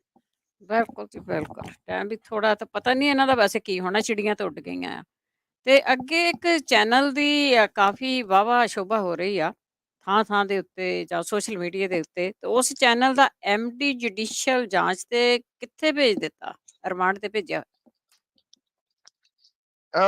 ਐਕਚੁਅਲੀ ਕੱਲ ਪੇਸ਼ ਕੀਤਾ ਜੀ, ਫਿਰ ਉਹਨੂੰ ਅਦਾਲਤ ਦੇ ਵਿੱਚ ਉਹਦੇ ਵੈਸੇ ਪੁਲਿਸ ਨੇ ਰਿਮਾਂਡ ਮੰਗਿਆ ਤੇ ਰਿਮਾਂਡ ਤਾਂ ਨਹੀਂ ਦਿੱਤਾ ਅਦਾਲਤ ਨੇ, ਉਹਨੂੰ ਜੁਡੀਸ਼ੀਅਲ ਕਸਟਡੀ ਦੇ ਵਿੱਚ ਭੇਜ ਦਿੱਤਾ। ਔਰ ਆਉਣਾ ਉਹਨੇ ਕਿੱਥੇ ਆ ਜੀ, ਪਤਾ ਹੀ ਆ ਸਭ ਨੂੰ, ਕਿਹੜੀ ਜੇਲ੍ਹ ਦੇ ਵਿੱਚ ਰਾਤ ਉਹਨੂੰ ਲਿਆਂਦਾ ਗਿਆ, ਇੱਥੇ ਪਟਿਆਲੇ ਦੇ ਵਿੱਚ ਹੀ। ਔਰ ਜਿਹੜੀ ਪੁਲਿਸ ਹੈ ਉਹਨੇ ਅਰਜ਼ੀਆਂ ਲਾਈਆਂ ਸੀਗੀਆਂ ਕਿ ਜਿਹੜੇ ਕਾਬੂ ਨਹੀਂ ਆ ਰਹੇ ਉਹਨਾਂ ਨੂੰ ਭਗੌੜਾ ਕਰਾਰ ਦਿੱਤਾ ਜਾਵੇ। ਅਦਾਲਤ ਨੇ ਇਹ ਅਰਜ਼ੀਆਂ ਹਾਲ ਦੀ ਘੜੀ ਜਿਹੜੀਆਂ ਖਾਰਜ ਕੀਤੀਆਂ ਨੇ। ਇਸ ਮਾਮਲੇ ਦੇ ਵਿੱਚ ਜਿਹੜੇ ਮੇਨ ਅਕਿਊਜ਼ ਨੇ, ਜਿਹੜੇ ਮੇਨ ਪਰਚੇ 'ਚ ਬਣਾਏ ਗਏ ਆ, ਨੈਂਸੀ ਘੁੰਮਣ ਤੇ ਭੁਪਿੰਦਰ ਸਿੰਘ, ਉਦੋਂ ਇਹ ਭਗੌੜਾ ਕਰਾਰ ਦੇਣ ਦੇ ਵਾਸਤੇ ਐਪਲੀਕੇਸ਼ਨ ਲਾਈਆਂ ਗਈਆਂ ਸੀ। ਪੁਲਿਸ ਇਹ ਕਹਿੰਦੀ ਆ ਕਿ ਅਸੀਂ ਗ੍ਰਿਫਤਾਰ ਕਰਨ ਦੇ ਵਾਸਤੇ ਛਾਪੇਮਾਰੀ ਕੀਤੀ ਆ। ਛਾਪੇਮਾਰੀ ਕਿੱਥੇ ਕੀਤੀ ਆ ਇਹ ਨਹੀਂ ਪੁਲਿਸ ਦੱਸ ਰਹੀ। ਪੁਲਿਸ ਦੇ ਜਿਹੜੀ ਸਿੱਟ ਹੈ, ਜਿਹੜੀ ਹੇਠਲੇ ਪੱਧਰ ਦੇ ਉੱਤੇ ਡੀਐਸਪੀ ਨੇ ਲੱਗੇ, ਉਹਨਾਂ ਦੇ ਉੱਤੇ ਬੜੇ ਸਾਰੇ ਵੱਡੇ ਸਵਾਲ ਖੜੇ ਹੋ ਰਹੇ ਆ ਕਿ ਮੋਟਾ ਪੈਸਾ ਉਹਨਾਂ ਨੇ ਇਕੱਠਾ ਕਰ ਲਿਆ ਇਸ ਮਾਮਲੇ ਦੇ ਵਿੱਚ। ਔਰ ਇਸੇ ਕਰਕੇ ਉਹ ਕੋਈ ਛਾਪੇਮਾਰੀ ਨਹੀਂ ਕਰ ਰਹੀ। ਪੁਲਿਸ ਨੇ ਇੱਥੋਂ ਤੱਕ ਵੀ ਕੀਤਾ ਕਿ ਜਦੋਂ ਇਹ ਮਾਮਲਾ ਦਰਜ ਹੋ ਗਿਆ, ਉਹਦੀ ਇਹ ਡਿਊਟੀ ਬਣਦੀ ਸੀ ਕਿ ਤੁਰੰਤ ਉਹ ਸੀਸੀਟੀਵੀ ਕੈਮਰੇ ਆਪਣੇ ਕਬਜ਼ੇ ਦੇ ਵਿੱਚ ਲਵੇ। ਪੁਲਿਸ ਕਹਿੰਦੀ ਆ ਕਿ ਸੀਸੀਟੀਵੀ ਫੁਟੇਜ ਜਾਂ ਜਿਹੜਾ ਡੀਵੀਆਰ ਹੈ ਉਹ ਪੀਟੀਸੀ ਜਿਹੜਾ ਚੈਨਲ ਸੀਗਾ ਉਹਦੇ ਵਰਕਰਾਂ ਨੇ ਉਹ ਪੁਲਿਸ ਦੇ ਹਵਾਲੇ ਕਰ ਦਿੱਤਾ। ਪੁਲਿਸ ਦੇ ਹਵਾਲੇ ਉਹਨਾਂ ਨੇ ਕੀਤਾ। ਪੁਲਿਸ ਨੇ ਆਪ ਸੀਸੀਟੀਵੀ ਫੁਟੇਜ ਜਿਹੜੀ ਆ ਉਹ ਕਾਬੂ ਕਿਉਂ ਨਹੀਂ ਕੀਤੀ? ਜਿਹੜਾ ਹੋਟਲ ਸੀਗਾ ਉਹ ਸੀਜ਼ ਹੋਣਾ ਚਾਹੀਦਾ ਸੀ, ਉੱਥੇ ਕੋਈ ਸੀਜ਼ ਨਹੀਂ ਕੀਤਾ ਗਿਆ। ਜਿੱਥੇ ਪਾਣੀ ਦੀਆਂ ਬੋਟਲਸ ਦੀ ਗੱਲ ਕੀਤੀ ਗਈ ਸੀ ਕਿ ਖੁੱਲੀਆਂ ਬੋਟਲ ਦਿੱਤੀਆਂ ਜਾਂਦੀਆਂ ਨੇ, ਉੱਥੇ ਕੋਈ ਛਾਪਾ ਪੁਲਿਸ ਨੇ ਨਹੀਂ ਮਾਰਿਆ।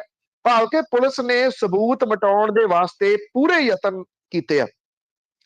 ਇਹ ਹੁਣ ਕਿਉਂਕਿ ਪਹਿਲਾਂ ਜਿਹੜੇ ਐਸਐਸਪੀ ਸੀ ਉਹ ਗੱਲ ਨਹੀਂ ਸੀ ਸੁਣਦਾ, ਬਾਅਦ ਦੇ ਵਿੱਚ ਐਸਐਸਪੀ ਬਦਲ ਗਏ, ਨਵੇਂ ਆਏ ਐਸਐਸਪੀ ਜਿਹੜੇ ਨੇ, ਜੇ ਉਹਦੇ ਉੱਤੇ ਨਹੀਂ ਤਾਂ ਹੇਠਲੇ ਪੱਧਰ ਦੇ ਉੱਤੇ ਸਿੱਟ ਜਿਹੜੀ ਆ ਉਹਨੇ ਕਿਤੇ ਨਾ ਕਿਤੇ ਇਹ ਡਰਾਮਾ ਵੱਡਾ ਖੇਡਿਆ। ਔਰ ਉਸ ਸਿੱਟ ਨੇ ਬਹੁਤੇ ਸਬੂਤ ਜਿਹੜੇ ਆ ਉਹ ਆਸੇ-ਪਾਸੇ ਕਰ ਦਿੱਤੇ ਆ, ਕਿਉਂਕਿ ਫੋਰੈਂਸਿਕ ਜਾਂਚ ਹੁੰਦੀ ਇਹਦੀ, ਕਿਹੜੀਆਂ ਉਂਗਲਾਂ ਦੇ ਨਿਸ਼ਾਨ ਨੇ, ਸਾਰਾ ਕੁਝ ਲੱਭਿਆ ਜਾ ਸਕਦਾ ਸੀ। ਉਧਰ ਤੁਸੀਂ ਹੈਰਾਨ ਹੋਵੋਗੇ ਕਿ ਅੱਜ ਕਹਿੰਦੇ ਆ ਮੋਮਬੱਤੀ ਮਾਰਚ ਰੱਖਿਆ ਗਿਆ ਇਸ ਚੈਨਲ ਵਾਲਾ ਜਿਹੜਾ, ਉਹਦੇ ਹੱਕ ਦੇ ਵਿੱਚ ਚੰਡੀਗੜ੍ਹ ਦੇ ਵਿੱਚ। ਹੁਣ ਇਹ ਮੋਮਬੱਤੀ ਮਾਰਚ ਕਰਨ ਵਾਲੇ ਕਿਹੜੇ ਨੇ? ਉਹ ਇਹੀ ਨਹੀਂ ਦੇਖ ਰਹੇ ਸ਼ਾਇਦ ਕਿ ਉਹਦੇ ਉੱਤੇ ਜਿਹੜੇ ਦੋਸ਼ ਨੇ, ਕਥਿਤ ਰੂਪ ਦੇ ਵਿੱਚ ਹੀ ਸਹੀ, ਦੋਸ਼ ਲੱਗੇ ਕੀ ਆ, ਕਿਹਦੀ ਵਜ੍ਹਾ ਕਰਕੇ ਉਹਦੀ ਇਹ ਅਰੈਸਟ ਹੋਈ ਹੈ। ਮੋਮਬੱਤੀ ਮਾਰਚ ਦੇ ਉੱਤੇ ਕੌਣ ਪਹੁੰਚਣਗੇ? ਕੀ ਇਸ ਚੈਨਲ ਦੇ EMPLOYE ਪਹੁੰਚਣਗੇ ਜਾਂ ਅਕਾਲੀ ਦਲ ਬਾਦਲ ਦੇ ਕੁਝ ਵਰਕਰ ਪਹੁੰਚਣਗੇ? ਕਿਉਂਕਿ ਇਹ ਚੈਨਲ ਜਿਹੜਾ ਉਹ ਅਕਾਲੀ ਦਲ ਬਾਦਲ ਦਾ, ਸੁਖਬੀਰ ਸਿੰਘ ਬਾਦਲ ਹੋਰੀ ਇਹਨੂੰ ਆਪਣੀ ਪ੍ਰਾਪਰਟੀ ਦੱਸਦੇ ਆ। ਜਿਹੜੇ ਪ੍ਰੇਮ ਸਿੰਘ ਚੰਦੂ ਮਾਜਰਾ ਨੇ, ਉਹਨਾਂ ਨੇ ਪ੍ਰੈਸ ਕਾਨਫਰੰਸ ਕੱਲ ਕੀਤੀ ਆ। ਦਲਜੀਤ ਸਿੰਘ ਚੀਮਾ ਹੋਰਾਂ ਨੇ ਪ੍ਰੈਸ ਕਾਨਫਰੰਸ ਕੀਤੀ ਆ।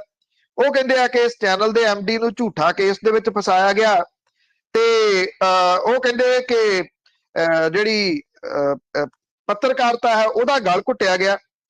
ਇਹਨਾਂ ਨੂੰ ਹੁਣ ਪਤਾ ਲੱਗਿਆ ਜੀ ਇਹ ਗਲ ਘੁੱਟਿਆ ਜਿਹੜਾ ਉਹ ਜਾ ਰਿਹਾ ਪ੍ਰੈਸ ਦੀ ਆਜ਼ਾਦੀ ਨੂੰ, ਕਹਿੰਦੇ ਕਿ ਸਰਕਾਰ ਕੁਚਲਣਾ ਚਾਹੁੰਦੀ ਹੈ। ਪ੍ਰੇਮ ਸਿੰਘ ਚੰਦੂ ਮਾਜਰਾ ਕਹਿੰਦੇ ਜਦੋਂ ਪਹਿਲਾਂ ਕੇਸ ਦਰਜ ਕੀਤੇ ਜਾ ਰਹੇ ਸੀ ਇਹਨਾਂ ਦੇ ਟਾਈਮ ਦੇ ਉੱਤੇ, ਉਹ ਕਿਹੜੇ ਤਹਿਤ ਕੇਸ ਜਿਹੜੇ ਉਹ ਦਰਜ ਕੀਤੇ ਜਾ ਰਹੇ ਸੀਗੇ? ਦਲਜੀਤ ਸਿੰਘ ਚੀਮਾ ਕਹਿੰਦੇ ਕਿ ਜਿਹੜੇ ਮੇਨ ਇਹਦੇ ਵਿੱਚ ਵਾਂਟਡ ਨੇ ਉਹਨਾਂ ਨੂੰ ਤਾਂ ਪੁਲਿਸ ਗ੍ਰਿਫਤਾਰ ਨਹੀਂ ਕਰ ਰਹੀ ਤੇ ਚੈਨਲ ਦੇ MD ਨੂੰ ਝੱਟ ਦੇਣੀ ਗ੍ਰਿਫਤਾਰ ਕਰ ਲਿਆ। ਉਹ ਕਹਿੰਦੇ ਇਹ ਪ੍ਰੈਸ ਦੀ ਆਜ਼ਾਦੀ ਦਾ ਗਲਾ ਘੁੱਟਣ ਦੇ ਬਰਾਬਰ ਹੈ। ਹੈਰਾਨਗੀ ਵਾਲੀ ਗੱਲ ਇਹ ਆ ਕਿ ਜਿਹੜੇ ਚੈਨਲ ਦੇ ਮਾਲਕ ਹੈ, ਜਿਨ੍ਹਾਂ ਨੇ ਆਪਣੀ ਰਿਟਰਨ ਦੇ ਵਿੱਚ ਵੀ ਇਸ ਚੈਨਲ ਨੂੰ ਆਪਣੀ ਮਲਕੀਅਤ ਸ਼ੋਅ ਕੀਤਾ ਹੋਇਆ, ਜਿਨ੍ਹਾਂ ਨੇ ਇਲੈਕਸ਼ਨ ਲੜਨ ਦੇ ਵੇਲੇ ਵੀ ਇਸ ਚੈਨਲ ਨੂੰ ਆਪਣੀ ਮਲਕੀਅਤ ਸ਼ੋਅ ਕੀਤਾ ਹੋਇਆ, ਉਹ ਕਿੱਥੇ ਨੇ? ਉਹ ਕਿਉਂ ਨਹੀਂ ਬੋਲ ਰਹੇ? ਪਿਛਲੇ ਦਿਨੀ ਇੱਥੇ ਪਟਿਆਲੇ ਦੀ ਜੇਲ੍ਹ ਦੇ ਵਿੱਚ ਆਪਣੇ ਰਿਸ਼ਤੇਦਾਰ ਨੂੰ ਮਿਲਣ ਆਏ ਸੀ, ਉਦੋਂ ਵੀ ਸਾਈਡ ਤੋਂ ਦੀ ਹੋ ਕੇ ਲੰਘ ਗਏ। ਜਵਾਬ ਤਾਂ ਉਦੋਂ ਵੀ ਨਹੀਂ ਦਿੱਤੇ। ਜਵਾਬ ਤਾਂ ਉਹਨਾਂ ਨੂੰ ਦੇਣੇ ਚਾਹੀਦੇ ਨੇ। ਚੰਦੂ ਮਾਜਰਾ ਹੋ ਗਏ, ਦਲਜੀਤ ਸਿੰਘ ਚੀਮਾ ਹੋ ਗਏ, ਇਹਨਾਂ ਦੇ ਤਾਂ ਸਵਾਲਾਂ ਦੇ ਜਵਾਬ ਜਿਹੜੇ ਬਣਦੇ ਹੀ ਨਹੀਂ। ਨਾ ਇਹਨਾਂ ਨੂੰ ਕੋਈ ਬਹੁਤਾ ਪਤਾ, ਉਹ ਤਾਂ ਘੜੇ ਘੜਾਏ ਦੇ ਜਿਹੜੇ ਜਵਾਬ ਨੇ ਉਹ ਜੇ ਇਹਨਾਂ ਨੇ ਦੇ ਦਿੱਤੇ, ਪਰ ਮਾਲਕ ਨਹੀਂ ਅਜੇ ਤੱਕ ਬੋਲੇ। ਸ਼ਾਇਦ ਉਹਨਾਂ ਨੂੰ ਲੱਗਦਾ ਕਿ ਅਸੀਂ ਕਿਤੇ ਇਹਨਾਂ ਸਵਾਲਾਂ ਦੇ ਵਿੱਚ ਘਿਰ ਨਾ ਜਾਈਏ।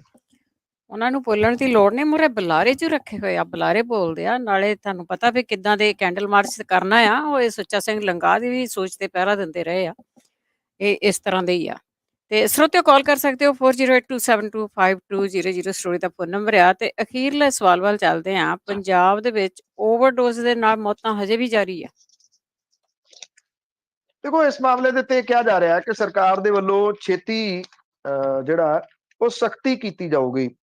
ਜੇ ਸਰਕਾਰ ਦੀ ਗੱਲ ਮੰਨੀਏ ਤਾਂ ਉਹ ਇਹ ਕਹਿੰਦੇ ਆ ਕਿ ਜਿਹੜੇ ਡੀ ਐਡਿਕਸ਼ਨ ਸੈਂਟਰਸ ਨੇ ਰੀਹੈਬਿਲਿਟੇਸ਼ਨ ਦੇ ਵਾਸਤੇ ਉਹ ਪਹਿਲਾਂ ਕੰਮ ਕਰਨਾ ਚਾਹੁੰਦੇ ਆ। ਉਹਨਾਂ ਨੂੰ ਇਹ ਲੱਗਦਾ ਹੈ ਕਿ ਜਦੋਂ ਸਪਲਾਈ ਲਾਈਨ ਦੇ ਉੱਤੇ ਸਖਤੀ ਕੀਤੀ ਗਈ ਤਾਂ ਸਭ ਤੋਂ ਜ਼ਿਆਦਾ ਅਸਰ ਇਹਦੇ ਜਿਹੜੇ ਯੂਜ਼ਰ ਨੇ ਉਹਨਾਂ ਦੇ ਉੱਤੇ ਹੋਣਾ।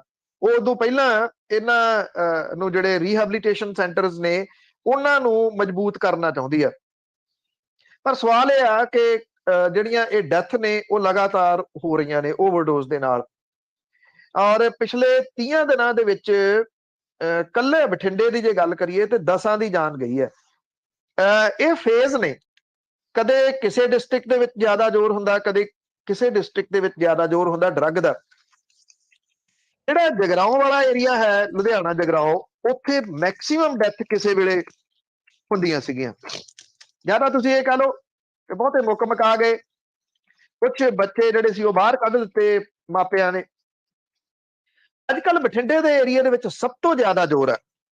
ਉੱਥੇ ਜਿਹੜੀਆਂ ਪੁਲਿਸ ਦੀਆਂ ਕਾਲੀਆਂ ਭੇਡਾਂ ਨੇ ਉਹਨਾਂ ਦੀ ਇਨਵੋਲਵਮੈਂਟ ਵੀ ਅਕਸਰ ਸਾਹਮਣੇ ਆਉਂਦੀ ਹੈ। ਨਸ਼ੇ ਦੀ ਓਵਰਡੋਜ਼ ਦੇ ਨਾਲ ਕੱਲ 2 ਨੌਜਵਾਨਾਂ ਦੀ ਜਾਨ ਗਈ, ਇੱਕ ਹੰਸਨਗਰ ਦਾ ਤੇ ਦੂਜਾ ਭਾਗੀਵਾਂਦਰ ਦਾ ਰਹਿਣ ਵਾਲਾ। 20 ਸਾਲਾਂ ਦਾ ਸੀਗਾ ਹੰਸਨਗਰ ਦਾ। ਉਹਦੀ ਜਿਹੜੀ ਡੈੱਡ ਬੋਡੀ ਆ ਉਹ ਖਾਲੀ ਪਲਾਟ ਤੋਂ ਮਿਲੀ, ਇੱਕ ਸਿਰਿੰਜ ਵੀ ਉਹਨੂੰ ਲੱਗੀ ਹੋਈ ਜਿਹੜੀ ਉਹ ਮਿਲੀ। ਦੂਜਾ ਜਿਹੜਾ ਭਾਗੀਵਾਂਦਰ ਦਾ 22 ਸਾਲਾਂ ਦਾ ਸੀਗਾ, ਉਹਦੀ ਵੀ ਓਵਰਡੋਜ਼ ਦੇ ਨਾਲ ਮੌਤ ਹੋਈ। ਉਹਦੇ ਘਰ ਦੇ ਕਹਿੰਦੇ ਆ ਕਿ ਨਸ਼ੇ ਦੀ ਓਵਰਡੋਜ਼ ਦੇ ਨਾਲ ਮੌਤ ਹੋਈ ਆ, ਉਹਦੇ ਨਸ਼ਾ ਛਡਾਉਣ ਵਾਲੀ ਦਵਾਈ ਚੱਲ ਰਹੀ ਸੀ। ਹੁਣ ਪ੍ਰੋਬਲਮ ਜਿਹੜੀ ਆ ਨਾ ਜੀ ਉਹ ਇਹ ਆ ਕਿ ਜਿਹੜੀ ਨਸ਼ਾ ਛੱਡਣ ਵਾਲੀ ਗੋਲੀ ਆ, ਇਹਨੇ ਉਹਦਾ ਕਹਿੰਦੇ ਟੀਕਾ ਬਣਾ ਕੇ ਲਾ ਲਿਆ, ਜਿਹੜਾ ਕਿ ਮੌਤ ਦਾ ਕਾਰਨ ਬਣਿਆ। ਮੈਂ ਅੱਗੇ ਕਈ ਵਾਰੀ ਕਿਹਾ ਕਿ ਜਿਹੜੇ ਇਹ ਜ਼ੁਬਾਨ ਥੱਲੇ ਰੱਖਣ ਵਾਲੀ ਜਿਹੜੀ ਗੋਲੀ ਆ ਉਹ ਜਦੋਂ ਰੱਖੀ ਜਾਂਦੀ ਆ, ਜਿਹੜੇ ਇਹ ਰਜਿਸਟਰਡ ਨਸ਼ਾ ਕਰਨ ਵਾਲੇ ਜਿਨ੍ਹਾਂ ਨੂੰ ਹਸਪੀਟਲ ਚੋਂ ਗੋਲੀ ਮਿਲਦੀ ਆ, ਉਹ ਕੀ ਕਰਦੇ ਆ, ਭੱਜ ਕੇ ਬਾਹਰ ਆ ਜਾਂਦੇ ਆ, ਫਿਰ ਉਹਨੂੰ ਥੁੱਕ ਦਿੰਦੇ ਆ ਗੋਲੀ ਨੂੰ ਤੇ ਉਹਨੂੰ ਜਿਹੜਾ ਪਾਣੀ ਚ ਘੋਲ ਕੇ ਇੰਜੈਕਟ ਕਰਦੇ ਆ ਤਾਂ ਕਿ ਉਹ ਜ਼ਿਆਦਾ ਨਸ਼ਾ ਕਰੇ। ਇੱਕ ਇੱਕ ਸਿਰਿੰਜ ਦੇ ਨਾਲ ਕਈ ਕਈ ਜਾਣੇ ਉਹਨੂੰ ਲਾਉਂਦੇ ਆ। ਇਹ ਵੀ ਉਸੇ ਤਰੀਕੇ ਦੇ ਨਾਲ ਮੌਤ ਹੋਈ ਹੈ। ਤੀਜੀ ਮੌਤ ਜਿਹੜੀ ਆ ਉਹ ਗੋਇੰਦਵਾਲ ਸਾਹਿਬ ਦੇ ਵਿੱਚ ਹੋਈ ਹੈ। ਇਹ ਧਾਰਮਿਕ ਨਗਰ ਆ, ਇੱਕ ਇਤਿਹਾਸ ਪੱਖੋਂ ਬੜਾ ਵੱਡਾ ਨਾਮ ਹੈ ਇਹਦਾ। ਉੱਥੇ ਜਿਹੜਾ ਸਰਬਜੀਤ ਸਿੰਘ ਸੀਗਾ, ਉਹਦੀ ਮੌਤ ਓਵਰਡੋਜ਼ ਦੇ ਨਾਲ ਹੋਈ ਆ। ਇਹਦੇ ਕੋਲੋਂ ਵੀ ਸਿਰਿੰਜ ਜਿਹੜੀ ਉਹ ਮਿਲੀ ਆ। ਸੋ ਇਹ ਮੌਤਾਂ ਲਗਾਤਾਰ ਹੋਣੀਆਂ ਜਾਰੀ ਨੇ। ਔਰ ਪੰਜਾਬ ਜਿਸ ਖੂਹ ਦੇ ਵਿੱਚ ਸੱਚੀ ਪੁੱਛੋ ਡਿੱਗਿਆ ਪਿਆ, ਉਹ ਬੜੀ ਫਿਕਰਮੰਦੀ ਵਾਲੀ ਗੱਲ ਹੈ ਕਿ ਕਿਵੇਂ ਇਹਦੇ ਉੱਤੇ ਕਦੋਂ ਕੰਟਰੋਲ ਹੋਊਗਾ, ਕਿਉਂਕਿ ਧਾੜਾਂ ਜਿਹੜੀਆਂ ਉਹ ਫਿਰਦੀਆਂ ਨੇ ਨਸ਼ਾ ਵੇਚਣ ਵਾਲਿਆਂ ਦੀਆਂ, ਜਿਹੜੀਆਂ ਕਿ ਪੰਜਾਬ ਦੀ ਜਵਾਨੀ ਨੂੰ ਇਸ ਵੇਲੇ ਉਸ ਖੂਹ ਦੇ ਵਿੱਚ ਧੱਕ ਚੁੱਕੀਆਂ ਹੋਈਆਂ ਨੇ, ਜਿੱਥੋਂ ਉਹਦਾ ਨਿਕਲ ਸਕਣਾ ਮੈਂ ਨਹੀਂ ਇਹ ਕਹਿੰਦਾ ਕਿ ਇੰਪੋਸੀਬਲ ਆ, ਪਰ ਇੰਨਾ ਜ਼ਰੂਰ ਹੈ ਕਿ ਉਹਦੇ ਉੱਤੇ ਕੰਮ ਬਹੁਤ ਵੱਡਾ ਜਿਹੜਾ ਉਹ ਕਰਨਾ ਪਊਗਾ। ਜੀ ਬਿਲਕੁਲ। ਤੇ ਸਰੋਤੇ ਅਸੀਂ ਵਾਪਸ ਆਉਂਦੇ ਹਾਂ ਇੱਕ ਬ੍ਰੇਕ ਲੈ ਕੇ। ਬ੍ਰੇਕ ਤੋਂ ਬਾਅਦ ਤੁਹਾਡੀਆਂ ਕਾਲਸ ਹੋਣਗੀਆਂ, ਤੁਸੀਂ ਕਾਲ ਕਰ ਸਕਦੇ ਹੋ 4082725200 ਸਟੂਡੀਓ ਦਾ ਫੋਨ ਨੰਬਰ ਆ। ਵਾਪਸ ਆਉਂਦੇ ਇੱਕ ਬ੍ਰੇਕ ਤੋਂ ਬਾਅਦ।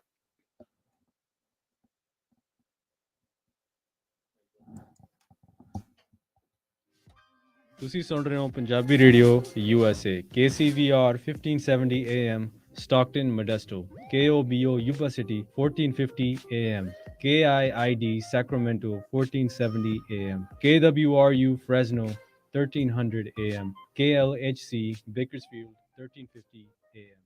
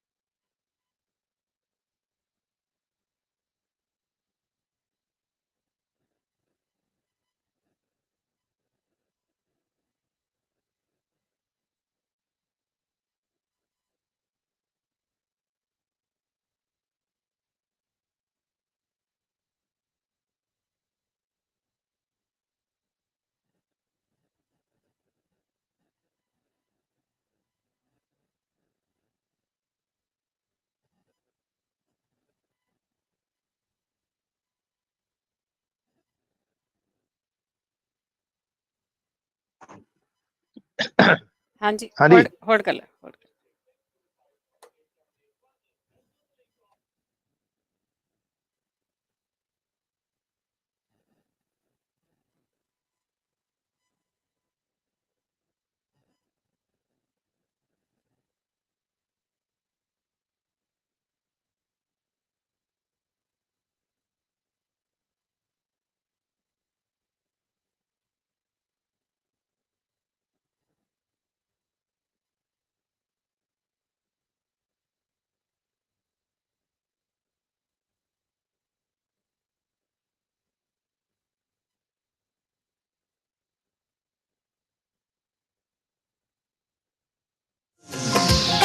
ਮੇਰਾ ਤੁਹਾਡਾ ਸਾਰਿਆਂ ਦਾ radio Punjabi radio USA Punjabi radio USA ਸੁਣੀ ਰੱਖੋ ਤੇ ਮौज ਬਣਾਓ ਮौज ਬਣਾਓ ਮौज ਬਣਾਓ।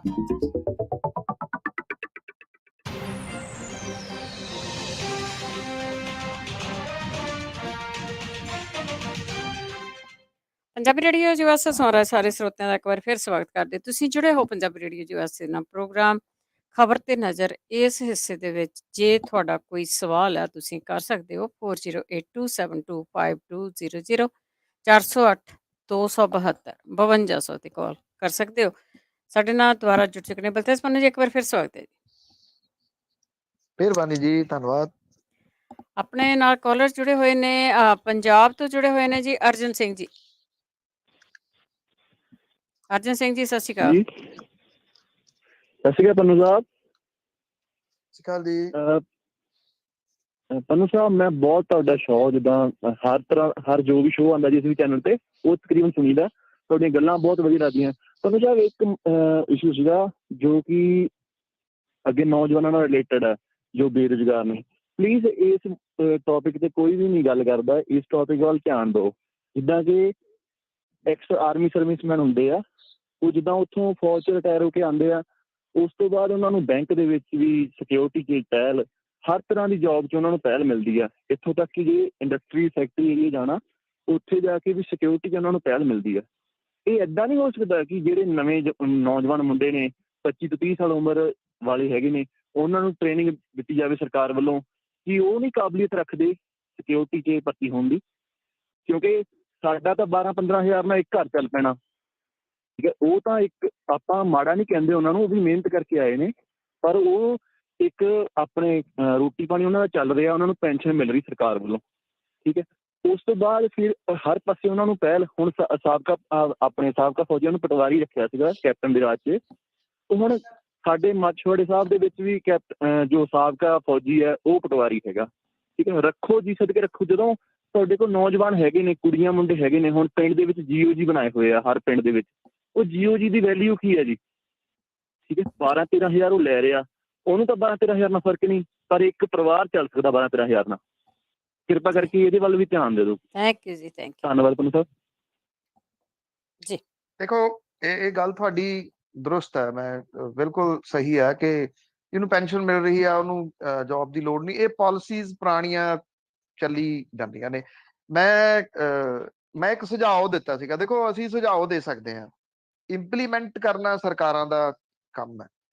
ਮੇਰਾ ਸੁਝਾਅ ਇਹ ਸੀਗਾ, ਤੁਹਾਤੋਂ ਪਹਿਲਾਂ ਹੀ ਕੀਤਾ ਸੀ, ਕਿ ਇੱਕ ਪ੍ਰਾਈਵੇਟ ਕੰਪਨੀ ਜਿਹੜੀ ਆ ਸਰਕਾਰ ਦੀ ਦੇਖ ਰੇਖ ਦੇ ਹੇਠ ਹੋਵੇ, ਕਿ ਸਰਕਾਰ ਦਾ ਜਿੰਦਾ ਕੁੰਡਾ ਥੋੜਾ ਜਿਹਾ ਉਹਦੇ ਉੱਤੇ ਰਹੇ, ਉਹ ਸਿਕਿਉਰਿਟੀ ਦੇ ਨਾਲ ਰਿਲੇਟਡ ਕੰਪਨੀ ਹੋਵੇ, ਤੇ ਉਹ ਇੱਥੋਂ ਮੁੰਡੇ ਭਰਤੀ ਕਰੇ, ਨੌਜਵਾਨ ਜਿਹੜੇ ਪੰਜਾਬ ਦੇ ਵਿੱਚੋਂ।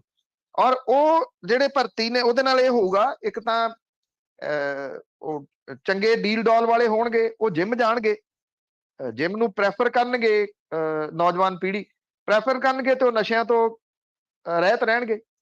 ਜਿਹੜੀ ਤੁਸੀਂ ਗੱਲ ਕਹੀ ਹੈ, ਬਿਲਕੁਲ 15 ਤੋਂ 20 ਹਜ਼ਾਰ ਰੁਪਈਆ ਉਹਨਾਂ ਦੀ ਜੇ ਤਨਖਾਹ ਹੋ ਜੇ, ਮੈਨੂੰ ਪਤਾ ਕਿ ਹੋਣਾ ਨੀਗਾ, ਪਰ ਸੁਝਾਅ ਦੇਣ ਦੇ ਵਿੱਚ ਤਾਂ ਅਸੀਂ ਵੀ ਕਦੀ ਵੀ ਮੈਂ ਤਾਂ ਜਿਹੜੇ ਜੀ ਭੋਰਾ ਵੀ ਸੂੰਪਣਾ ਨਹੀਂ ਕਰਦਾ। ਮੈਂ ਦੇਖਿਆ ਵੀ ਜਿਹੜਾ ਬੰਦਾ ਸਿਕਿਉਰਿਟੀ ਮੰਗਦਾ, ਉਹ ਕਹਿੰਦਾ ਮੇਰੀ ਜਾਨ ਨੂੰ ਬੜਾ ਵੱਡਾ ਖਤਰਾ ਇੱਥੇ, ਤੇ ਉਹਨੂੰ ਇਹ ਕਹਿ ਦਿੱਤਾ ਜਾਵੇ ਵੀ ਠੀਕ ਹੈ, ਆਹ ਸਿਕਿਉਰਿਟੀ ਏਜੰਸੀ ਆ, ਸਰਕਾਰ ਤੈਨੂੰ ਰਿਕਮੈਂਡ ਕਰਦੀ ਆ ਕਿ ਤੂੰ ਇਹਦੇ ਤੋਂ ਸਿਕਿਉਰਿਟੀ ਲੈ ਲਾ, 2 ਲੈ ਲਾ, 3 ਲੈ ਲਾ, 4 ਲੈ ਲਾ, ਜਿੰਨੇ ਤੈਨੂੰ ਚਾਹੀਦੇ ਆ ਉਹਨੇ ਤੂੰ ਨਾਲ ਸਿਕਿਉਰਿਟੀ ਵਾਲੇ ਲੈ ਲਾ, ਜਿਹੜੇ ਸਿਕਿਉਰਿਟੀ ਪ੍ਰੋਵਾਈਡ ਕਰਨੀ ਆ, ਬਿਨਾਂ ਹਥਿਆਰ ਤੋਂ ਸਿਕਿਉਰਿਟੀ ਆ, ਸਣੇ ਹਥਿਆਰ ਦੇ ਆ, ਜਿਨ੍ਹਾਂ ਦੇ ਕੋਲੇ ਲਾਇਸੈਂਸ ਨੇ, ਉਹਦੇ ਐਕਸਟਰਾ ਚਾਰਜ ਨੇ, ਉਹਦੇ ਚਾਰजेस ਤੁਸੀਂ ਪੇ ਕਰ ਦਿਓ। ਇਹ ਬਿਲਕੁਲ ਤੁਹਾਡਾ ਸੁਝਾਅ ਠੀਕ ਹੈ। ਇਹ ਆਲਰੇਡੀ ਮੈਂ ਜਿਹੜਾ ਜੀ ਉਹ ਪੁੱਟ ਅਪ ਕੀਤਾ ਸਰਕਾਰ ਦੇ ਕੋਲੇ, ਔਰ ਜਿਨ੍ਹਾਂ ਨਾਲ ਮੇਰੀ ਗੱਲ ਹੋਈ ਸੀ ਉਹਨਾਂ ਨੇ ਇਹ ਗੱਲ ਕਹੀ ਹੈ ਕਿ ਸੁਝਾਅ ਇਹ ਬਿਲਕੁਲ ਸਹੀ ਹੈ ਤੇ ਸ਼ਾਇਦ ਹੋ ਸਕਦਾ ਇਹਦੇ ਉੱਤੇ ਛੇਤੀ ਕੰਮ ਹੋਵੇ। ਲੈਟਸ ਸੀ, ਤੁਹਾਡਾ ਸੁਝਾਅ ਬਿਲਕੁਲ ਮੈਂ ਉਹਨੂੰ ਦੌੜ ਪਾਉਣਾ ਜੀ ਉਹਦੇ ਉੱਤੇ, ਔਰ ਆਲਰੇਡੀ ਇਹ ਸੁਝਾਅ ਦਿੱਤਾ ਹੈ। ਜੀ ਜੀ, ਅਗਲੇ ਕਾਲਰ ਨੇ ਸਾਡੀ ਸਤਵਿੰਦਰ। ਸਤਿ ਸ਼੍ਰੀ ਅਕਾਲ। ਸਤਿ ਸ਼੍ਰੀ ਅਕਾਲ ਭੈਣ ਜੀ। ਸਤਿ ਸ਼੍ਰੀ ਅਕਾਲ ਪਨੂ ਸਾਹਿਬ। ਸਤਿ ਸ਼੍ਰੀ ਅਕਾਲ ਚੱਲ ਜੀ ਪਨੂ ਸਾਹਿਬ, ਜਿਹੜਾ 2 ਸਵਾਲ ਨੇ ਮੇਰੇ। ਇੱਕ ਜਿਹੜੇ ਸੰਘਰਸ਼ ਦੀ ਗੱਲ ਕੀਤੀ ਤੁਸੀਂ, ਸੰਘਰਸ਼ ਜਿਹੜਾ ਆਪਣਾ ਕਿਸਾਨੀ ਚੱਲਦਾ ਰਿਹਾ ਹਨਾ, ਹੁਣ ਮੇਰਾ ਆਪਣਾ ਦਿਮਾਗ ਆ ਵੀ ਜਿਹੜੀ ਜਿੱਥੇ ਤੱਕ ਮੈਂ ਉੱਥੇ ਗੱਲ ਕਰ, ਹੋ ਸਕਦਾ ਮੈਂ ਗਲਤ ਵੀ ਹੋਵਾਂ, ਮੈਂ ਇਹ ਗੱਲ ਸੋਚ ਰਿਹਾ ਜਿਹੜੇ ਵਪਾਰੀ ਭੱਜੇ ਫਿਰਦੇ ਨੇ, ਪ੍ਰਾਈਵੇਟ ਜਿਹੜੇ ਉਦਯੋਗਪਤੀ ਨੇ, ਜਿੱਦਾਂ ਸਾਈਲਰ ਮੋਗੇ ਦੀ ਗੱਲ ਤੁਸੀਂ ਕਰ ਰਹੇ ਸੀਗੇ ਵਿੱਚ, ਹੁਣ ਸਰਕਾਰ ਦੀ ਕਿਤੇ ਇਹ ਪਲੈਨਿੰਗ ਨਹੀਂ ਵੀ ਮੋਰਚਾ ਹਾਰ ਗਿਆ ਤੇ ਹੁਣ ਕਿਤੇ ਨਾ ਕਿਤੇ ਇਹਨਾਂ ਨੂੰ ਪੰਜਾਬ ਦੇ ਵਿੱਚ ਜਾਂ ਕਿਸਾਨਾਂ ਦੇ ਆਲੇ ਦੁਆਲੇ ਏਦਾਂ ਸੁੱਟਿਆ ਜਾਵੇ ਤੇ ਏਜੰਸੀਆਂ ਜਿਹੜੀਆਂ ਵਾ ਸਰਕਾਰੀ ਖਰੀਦ ਇਹ ਵੱਧ ਰੇਟ ਦੇਣ, ਏਜੰਸੀਆਂ ਘੱਟ ਦੇਣਗੀਆਂ ਤੇ ਉਹ ਉਸ ਚੀਜ਼ ਨੂੰ ਫੇਲ ਕੀਤਾ ਜਾਵੇ ਤੇ ਇਹ ਵੱਧ ਰੇਟ ਦੇ ਕੇ, ਅੱਜ ਤੋਂ 5 ਰੁਪਏ ਦਿੱਤਾ 10 ਵੱਧ ਦਿੱਤਾ, ਕੱਲ ਨੂੰ 50 ਦੇ ਕੇ ਵੱਧ ਲੈ ਕੇ ਤੇ ਇਹ ਇਹਨਾਂ ਦਾ ਕਬਜ਼ਾ ਕਰਾਇਆ ਜਾਵੇ। ਕਿਤੇ ਇਹ ਪਲੈਨਿੰਗ ਤਾਂ ਨਹੀਂ ਹੈਗੀ। ਦੂਜਾ ਸਵਾਲ ਮੇਰਾ ਇਹ ਵੀ ਭਗਵੰਤ ਮਾਨ ਨੂੰ ਮਹੀਨਾ ਹੋਇਆ ਬਣਿਆ ਨੂੰ ਹਨਾ, ਤੇ ਉਹ ਜਿਹੜਾ ਹੈਲੀਕਾਪਟਰ ਪੰਜਾਬ ਦਾ ਵਰਤ ਰਹੇ ਨੇ, ਨਾਲ ਕੇਜਰੀਵਾਲ ਹਿਮਾਚਲ ਦਾ ਦੌਰਾ ਕਰ ਰਹੇ ਨੇ ਇਹਦੇ, ਕਿਉਂਕਿ ਕੇਜਰੀਵਾਲ ਤੇ ਦੂਜੀ ਯਾਰ ਬਣ ਗਿਆ, ਉਹਦਾ ਤੇ ਚਲੋ ਦੂਜੇ ਸਟੇਟਾਂ 'ਚ ਦੌਰਾ ਕਰੇ ਵੀ, ਪਰ ਜੋ ਪੰਜਾਬ ਦੇ ਹਾਲਾਤ ਨੇ, ਕੀ ਭਗਵੰਤ ਮਾਨ ਨੂੰ ਇੱਧਰ ਨਹੀਂ ਧਿਆਨ ਦੇਣਾ ਚਾਹੀਦਾ, ਨਾ ਕਿ ਉੱਧਰ ਜਾ ਕੇ ਪ੍ਰਚਾਰ ਕਰਨਾ ਚਾਹੀਦਾ? ਇਹ ਸਵਾਲ ਥੈਂਕ ਯੂ ਭੈਣ ਜੀ। Thank you. ਦੇਖੋ, ਜਿਹੜਾ ਜਦੋਂ ਤੱਕ ਤਾਂ ਪ੍ਰਾਈਵੇਟ ਪਲੇਅਰ ਦਾ ਆਉਣਾ ਹੈ, ਉਹ ਐਕਚੁਅਲੀ ਜੇ ਤੁਸੀਂ ਸੁਣਦੇ ਹੋ, ਰੈਗੂਲਰ ਲਿਸਨਰ ਹੋ, ਤੇ ਮੈਂ ਇਹ ਤਾਂ ਬਹੁਤ ਵਾਰੀ ਜਿਹੜਾ ਉਹ ਉਠਾਇਆ ਕਿ ਜਿਹੜੇ ਖੇਤੀ ਕਾਨੂੰਨ ਲਿਆਂਦੇ ਗਏ ਸੀ ਉਹ ਐਵੇਂ ਨਹੀਂ ਲਿਆਂਦੇ ਗਏ, ਉਹਦੇ ਵਾਸਤੇ ਬਹੁਤ ਸਾਰੇ ਸਾਲ ਪਹਿਲਾਂ ਤਿਆਰੀਆਂ ਹੁੰਦੀਆਂ ਰਹੀਆਂ ਨੇ। ਉਹਦੇ ਵਾਸਤੇ ਪ੍ਰਾਈਵੇਟ ਜਿਹੜੇ ਪਲੇਅਰ ਨੇ ਉਹਨਾਂ ਦੇ ਜੜ੍ਹਾਂ ਲਾ ਦਿੱਤੀਆਂ ਗਈਆਂ ਸੀ, ਫਿਰ ਉਹ ਖੇਤੀ ਕਾਨੂੰਨ ਲਿਆਂਦੇ ਗਏ। ਹੁਣ ਜਿਹੜੇ ਏਡੇ ਏਡੇ ਸਾਈਲੋ ਬਣੇ ਨੇ ਉਹ ਭਰਨੇ ਵੀ ਨੇ। ਕਿਸਾਨ ਕੀ ਕਰੇ? ਮੈਂ ਤੁਹਾਡੇ ਤੋਂ ਪੁੱਛਦਾ ਜੀ। ਲੋਕ ਬੜੇ ਕਿਸਾਨਾਂ ਨੂੰ ਦੋਸ਼ ਦੇਈ ਜਾਂਦੇ ਆ, ਇਹ ਉੱਥੇ ਕਿਉਂ ਖੜੇ ਆ ਟਰਾਲੀਆਂ ਲੈ ਕੇ, ਉੱਥੇ ਕਿਉਂ ਇਹ ਕਣਕ ਵੇਚ ਰਹੇ ਆ। ਮੈਂ ਗੱਲ ਕੀਤੀ ਆ ਪਹਿਲਾਂ ਵੀ ਕਿ 25% ਦੇ ਕਰੀਬ ਝਾੜ ਘਟ ਗਿਆ, ਦਾਣੇ ਟੁੱਟੇ ਆ ਰਹੇ ਆ। ਕੀ ਉਹ ਕਿਸਾਨ ਮੰਡੀ ਨਾ ਸੁੱਟੇ ਕਣਕ? ਹੁਣ ਉੱਥੇ ਜੇ ਉਹ ਨਹੀਂ ਮੰਨ ਲਓ ਵਿਕਦੀ ਤੇ ਫਿਰ ਉਹ ਕੀ ਕਰੇ? ਕਿਸਾਨਾਂ ਦੇ ਕੋਲੇ ਇੰਨਾ ਇੰਤਜ਼ਾਮ ਹੈਗਾ ਕਿ ਜਿੱਥੇ ਉਹ ਆਪਣੇ ਇਹਨੂੰ ਸਟੋਰ ਕਰ ਲੈਣ? ਨਹੀਂ ਹੈਗਾ ਜੀ, ਨਹੀਂ ਹੈਗਾ। ਕਿਸਾਨੀ ਜਿਹੜੀ ਆ ਸੰਘਰਸ਼ ਲੜਿਆ ਉਹਨੇ, ਇਹਦੇ ਚ ਕੋਈ ਡਾਊਟ ਵਾਲੀ ਗੱਲ ਨਹੀਂ, ਬਹੁਤ ਵੱਡੇ ਪੱਧਰ ਦੇ ਉੱਤੇ ਸੰਘਰਸ਼ ਲੜਿਆ। ਹੁਣ ਇਹ ਜਿਹੜਾ ਕੁਝ ਆਊਗਾ ਤਾਂ ਸਹੀ ਆਊਗਾ ਦੂਜੇ ਤਰੀਕੇ ਦੇ ਨਾਲ, ਉਹ ਹੁਣ ਖੇਤੀ ਕਾਨੂੰਨਾਂ ਦੇ ਰੂਪ ਦੇ ਵਿੱਚ ਨਹੀਂ ਆਊਗਾ। ਉਹ ਹੁਣ ਜਿਹੜੀਆਂ ਮੋਟਰਾਂ ਦੇ ਬਿੱਲ ਨੇ, ਮਤਲਬ ਕਿ ਪਰੇਸ਼ਾਨ ਕਰ ਦਿਓ ਕਿਸਾਨ ਨੂੰ ਜ਼ਮੀਨਾਂ ਵੇਚਣ ਦੇ ਵਾਸਤੇ, ਇਸ ਤਰ੍ਹਾਂ ਦਾ ਕੁਝ ਉਹ ਸੈਂਟਰ ਦੀਆਂ ਸਰਕਾਰਾਂ ਦੀਆਂ ਜਿਹੜੀਆਂ ਉਹ ਚੱਲ ਰਹੀਆਂ ਨੇ। ਪਰ ਮੈਂ ਇਹਦੇ ਵਿੱਚ ਕਿਸਾਨਾਂ ਨੂੰ ਦੋਸ਼ੀ ਨਹੀਂ ਗਿਣਦਾ ਜੀ ਕਿ ਉਹ ਸਾਈਲੋ ਦੇ ਬਾਹਰ ਟਰਾਲੀਆਂ ਲੈ ਕੇ ਕਿਉਂ ਖੜੇ ਹੋਏ ਨੇ। ਉਹ ਕੀ ਕਰਨ ਜੀ? ਮੈਂ ਤੁਹਾਤੋਂ ਪੁੱਛਦਾ ਕੀ ਕਰਨ? ਫਿਰ ਉਹ ਕਿੱਧਰ ਨੂੰ ਜਾਣ? ਕਿ ਉਹਨੂੰ ਕਣਕ ਨੂੰ ਖਰਾਬ ਹੋ ਲੈਣ ਦੇਣ?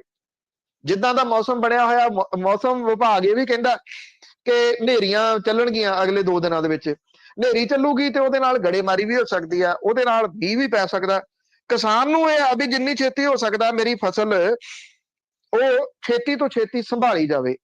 ਉਹਨੇ ਕਰਜ਼ੇ ਚੁੱਕੇ ਹੋਏ ਨੇ, ਉਹਨੇ ਲਿਮਟਾਂ ਲਾਉਣੀਆਂ ਨੇ, ਉਹਨੇ ਕਰਜ਼ੇ ਦੀਆਂ ਕਿਸ਼ਤਾਂ ਦੇਣੀਆਂ ਨੇ, ਉਹ ਕਿੱਧਰ ਨੂੰ ਜਾਵੇ ਜੀ? ਤੁਸੀਂ ਆਪਣੇ ਆਪ ਨੂੰ ਕਿਸਾਨ ਦੀ ਜਗ੍ਹਾ ਦੇ ਉੱਤੇ ਰੱਖ ਕੇ ਫੇਰ ਸੋਚਣਾ ਕਿ ਉਹ ਕਰੇ ਤਾਂ ਕੀ ਕਰੇ। ਜਿਨ੍ਹਾਂ ਨੇ ਉਹਨਾਂ ਨੂੰ ਵੋਟਾਂ ਸਮਝ ਲਿਆ ਸੀਗਾ, ਉਹਨਾਂ ਨੂੰ ਸ਼ਾਇਦ ਹੁਣ ਸਮਝ ਲੱਗੀ ਹੋਵੇ ਕਿ ਉਹ ਤਾਂ ਚੁੱਲ੍ਹਿਆਂ ਦੀ ਖਾਤਰ ਲੜਦਾ ਸੀ, ਉਹਦੇ ਚੁੱਲ੍ਹੇ ਠੰਡੇ ਹੋਣ ਵਾਲੇ ਪਾਸੇ ਨੂੰ ਤੁਰ ਪਈ ਹੈ ਗੱਲ। ਇਹ ਤਾਂ ਕਣਕ ਦੀ ਅਵੇਲੇਬਿਲਿਟੀ ਘੱਟ ਹੈ, ਯੂਕਰੇਨ ਤੇ ਰਸ਼ੀਆ ਦੀ ਜੰਗ ਲੱਗੀ ਹੋਈ ਆ, ਜਿਹਦੇ ਕਰਕੇ ਉੱਥੋਂ ਆ ਨਹੀਂ ਰਹੀ। ਤੇ ਇਸ ਵਾਰੀ ਤਾਂ ਜਿਹੜੀਆਂ ਖਰੀਦ ਏਜੰਸੀਆਂ ਨੇ ਸਰਕਾਰੀ ਵੀ, ਉਹ ਵੀ ਆਦਮਬੋ ਕਰਦੀਆਂ ਫਿਰਦੀਆਂ ਨੇ। ਉਹ ਉੱਪਰ ਰੇਟ ਤੇ ਨਹੀਂ ਖਰੀਦ ਸਕਦੀਆਂ ਜੀ, ਉਹ ਪਾਲਿਸੀਜ਼ ਨੇ। ਪ੍ਰਾਈਵੇਟ ਪਲੇਅਰ ਜਿਹੜਾ ਜੀ ਉਹ ਉੱਪਰ ਰੇਟ ਦੇ ਰਿਹਾ। ਐਤਕੀ ਤਾਂ ਮੇਰੀ ਜਾਣਕਾਰੀ ਦੇ ਮੁਤਾਬਕ ਖੜੀਆਂ ਫਸਲਾਂ ਦੇ ਸੌਦੇ ਵੀ ਹੋਏ ਆ, 50-50 ਕਿੱਲਿਆਂ ਦੇ, 100-100 ਕਿੱਲਿਆਂ ਦੇ, ਜਾਂ ਇਦੋਂ ਵੱਧ ਵਾਲੇ ਜਿਹੜੇ ਕਿਸਾਨ ਨੇ ਵੀ ਆ ਇੰਨੀ ਫਸਲ ਹੈ ਆ ਮੇਰੀ ਹੋ ਗਈ, ਤੁਸੀਂ ਸਿਰਫ ਚਕਾ ਕੇ ਜਿਹੜੀ ਆ ਉਹ ਮੇਰੇ ਜਗ੍ਹਾ ਦੇ ਉੱਤੇ ਸਟਾਉਣੀ ਹੈ। ਤੇ ਹਾਲਾਤ ਇਹ ਆ ਕਿ ਗੋਦਾਮਾਂ ਦੇ ਵਿੱਚ ਕਣਕ ਨਹੀਂ ਜਾ ਰਹੀ, ਸਿੱਧੀ ਕਣਕ ਮੰਡੀਆਂ ਤੋਂ ਚੁੱਕ ਕੇ ਰੇਲਵੇ ਸਟੇਸ਼ਨਾਂ ਤੇ ਜਾ ਰਹੀ ਹੈ, ਜਿੱਥੇ ਸਪੈਸ਼ਲ ਲੱਗੀਆਂ ਹੋਈਆਂ ਨੇ, ਕਿਉਂਕਿ ਡਿਮਾਂਡ ਹੈ ਕਣਕ ਦੀ ਬਹੁਤ।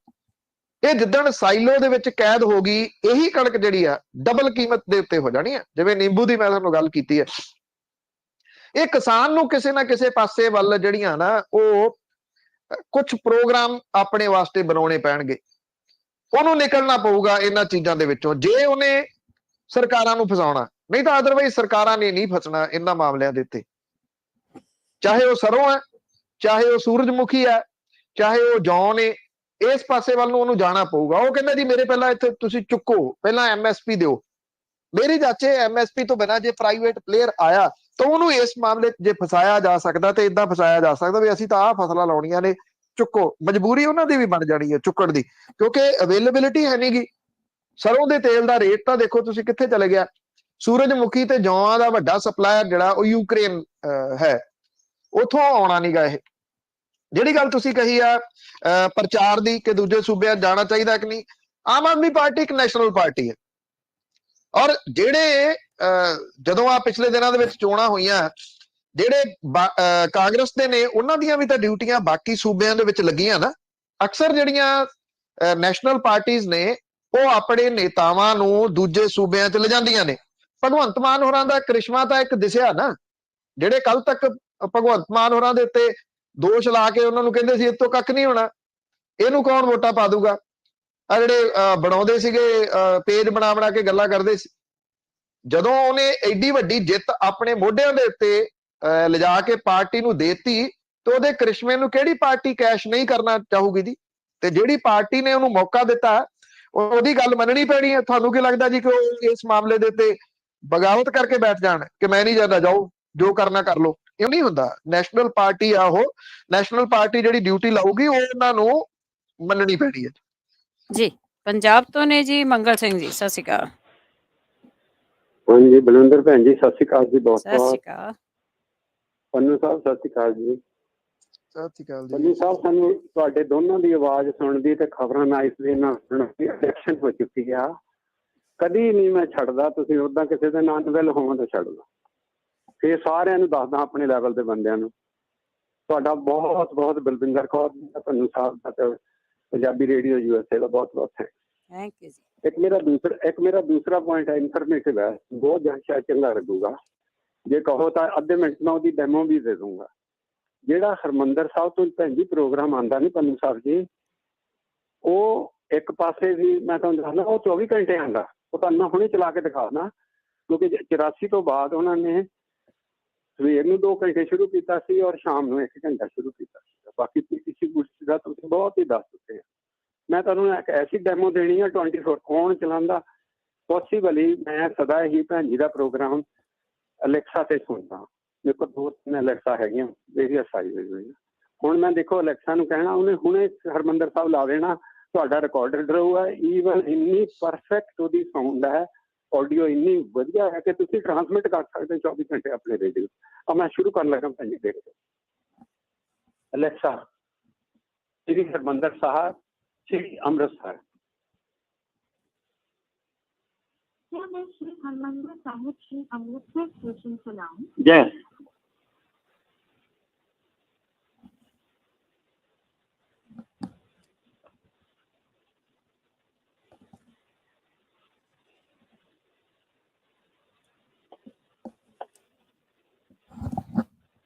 ਮੰਗਲ ਸਿੰਘ ਜੀ ਕੋਈ ਨਹੀਂ, ਅਸੀਂ ਕਰ ਲਾਂਗੇ, ਕੋਸ਼ਿਸ਼ ਕਰ ਲਾਂਗੇ। ਆਪ नहीं जी, एक बार मैं दिखाना प्लीज।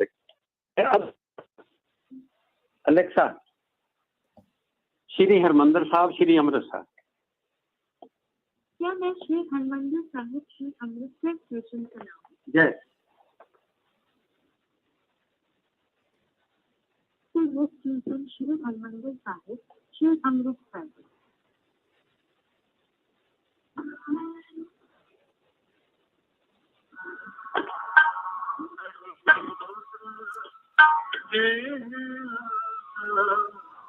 थैंक यू भैन जी।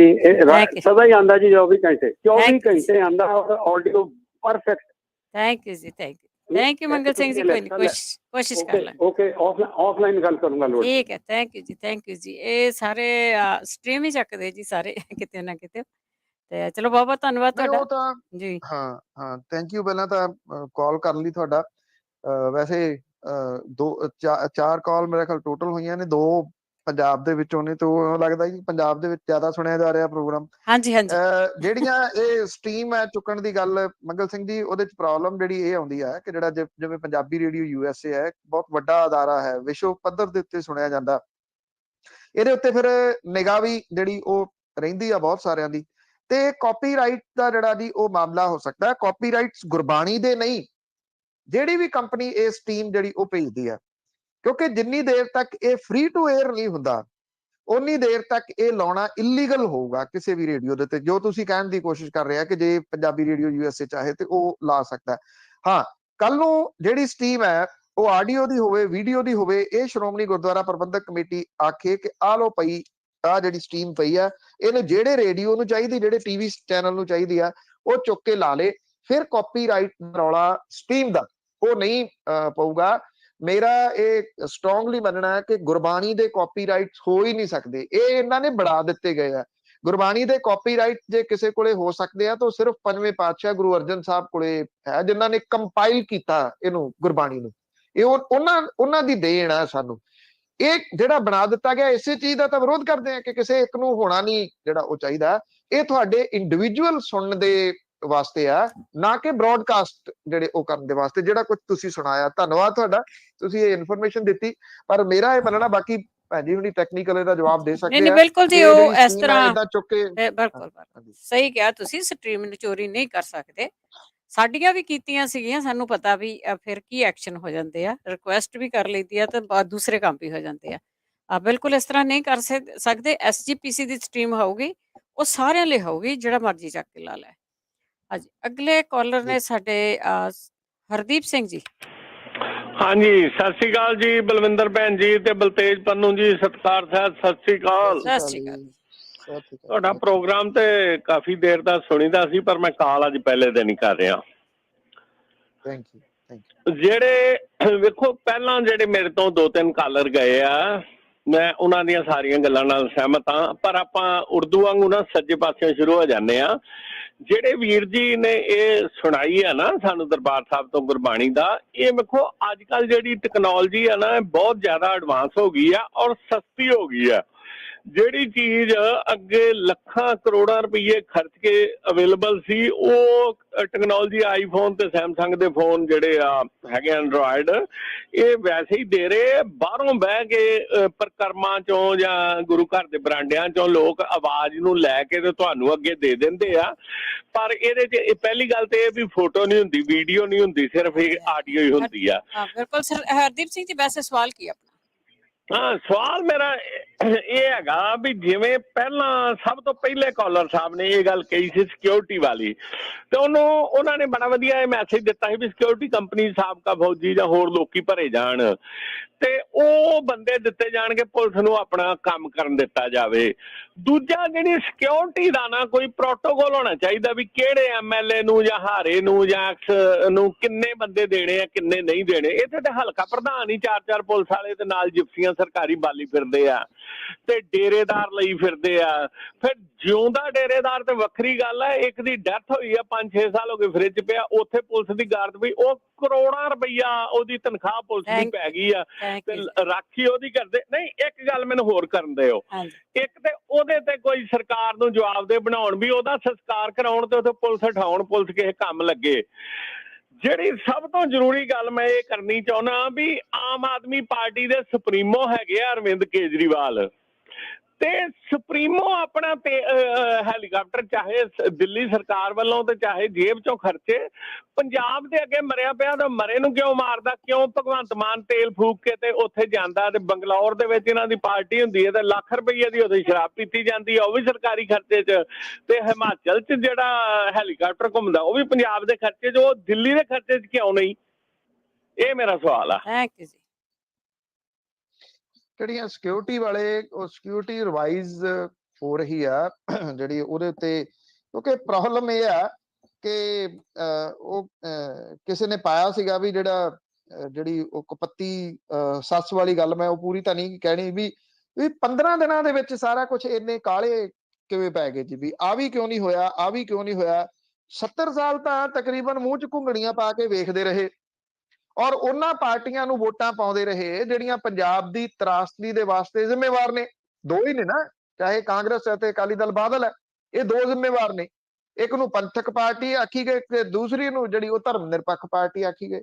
ਜੋ ਨੁਕਸਾਨ ਉਹਨਾਂ ਨੇ ਕਰ ਦਿੱਤਾ ਜਾਂ ਕੀਤਾ ਹੋਇਆ ਉਹਨੂੰ ਸਹੀ ਕਰਨ ਦੇ ਵਾਸਤੇ ਕੁਝ ਸਮਾਂ ਤਾਂ ਤੁਸੀਂ ਦਿਓਗੇ।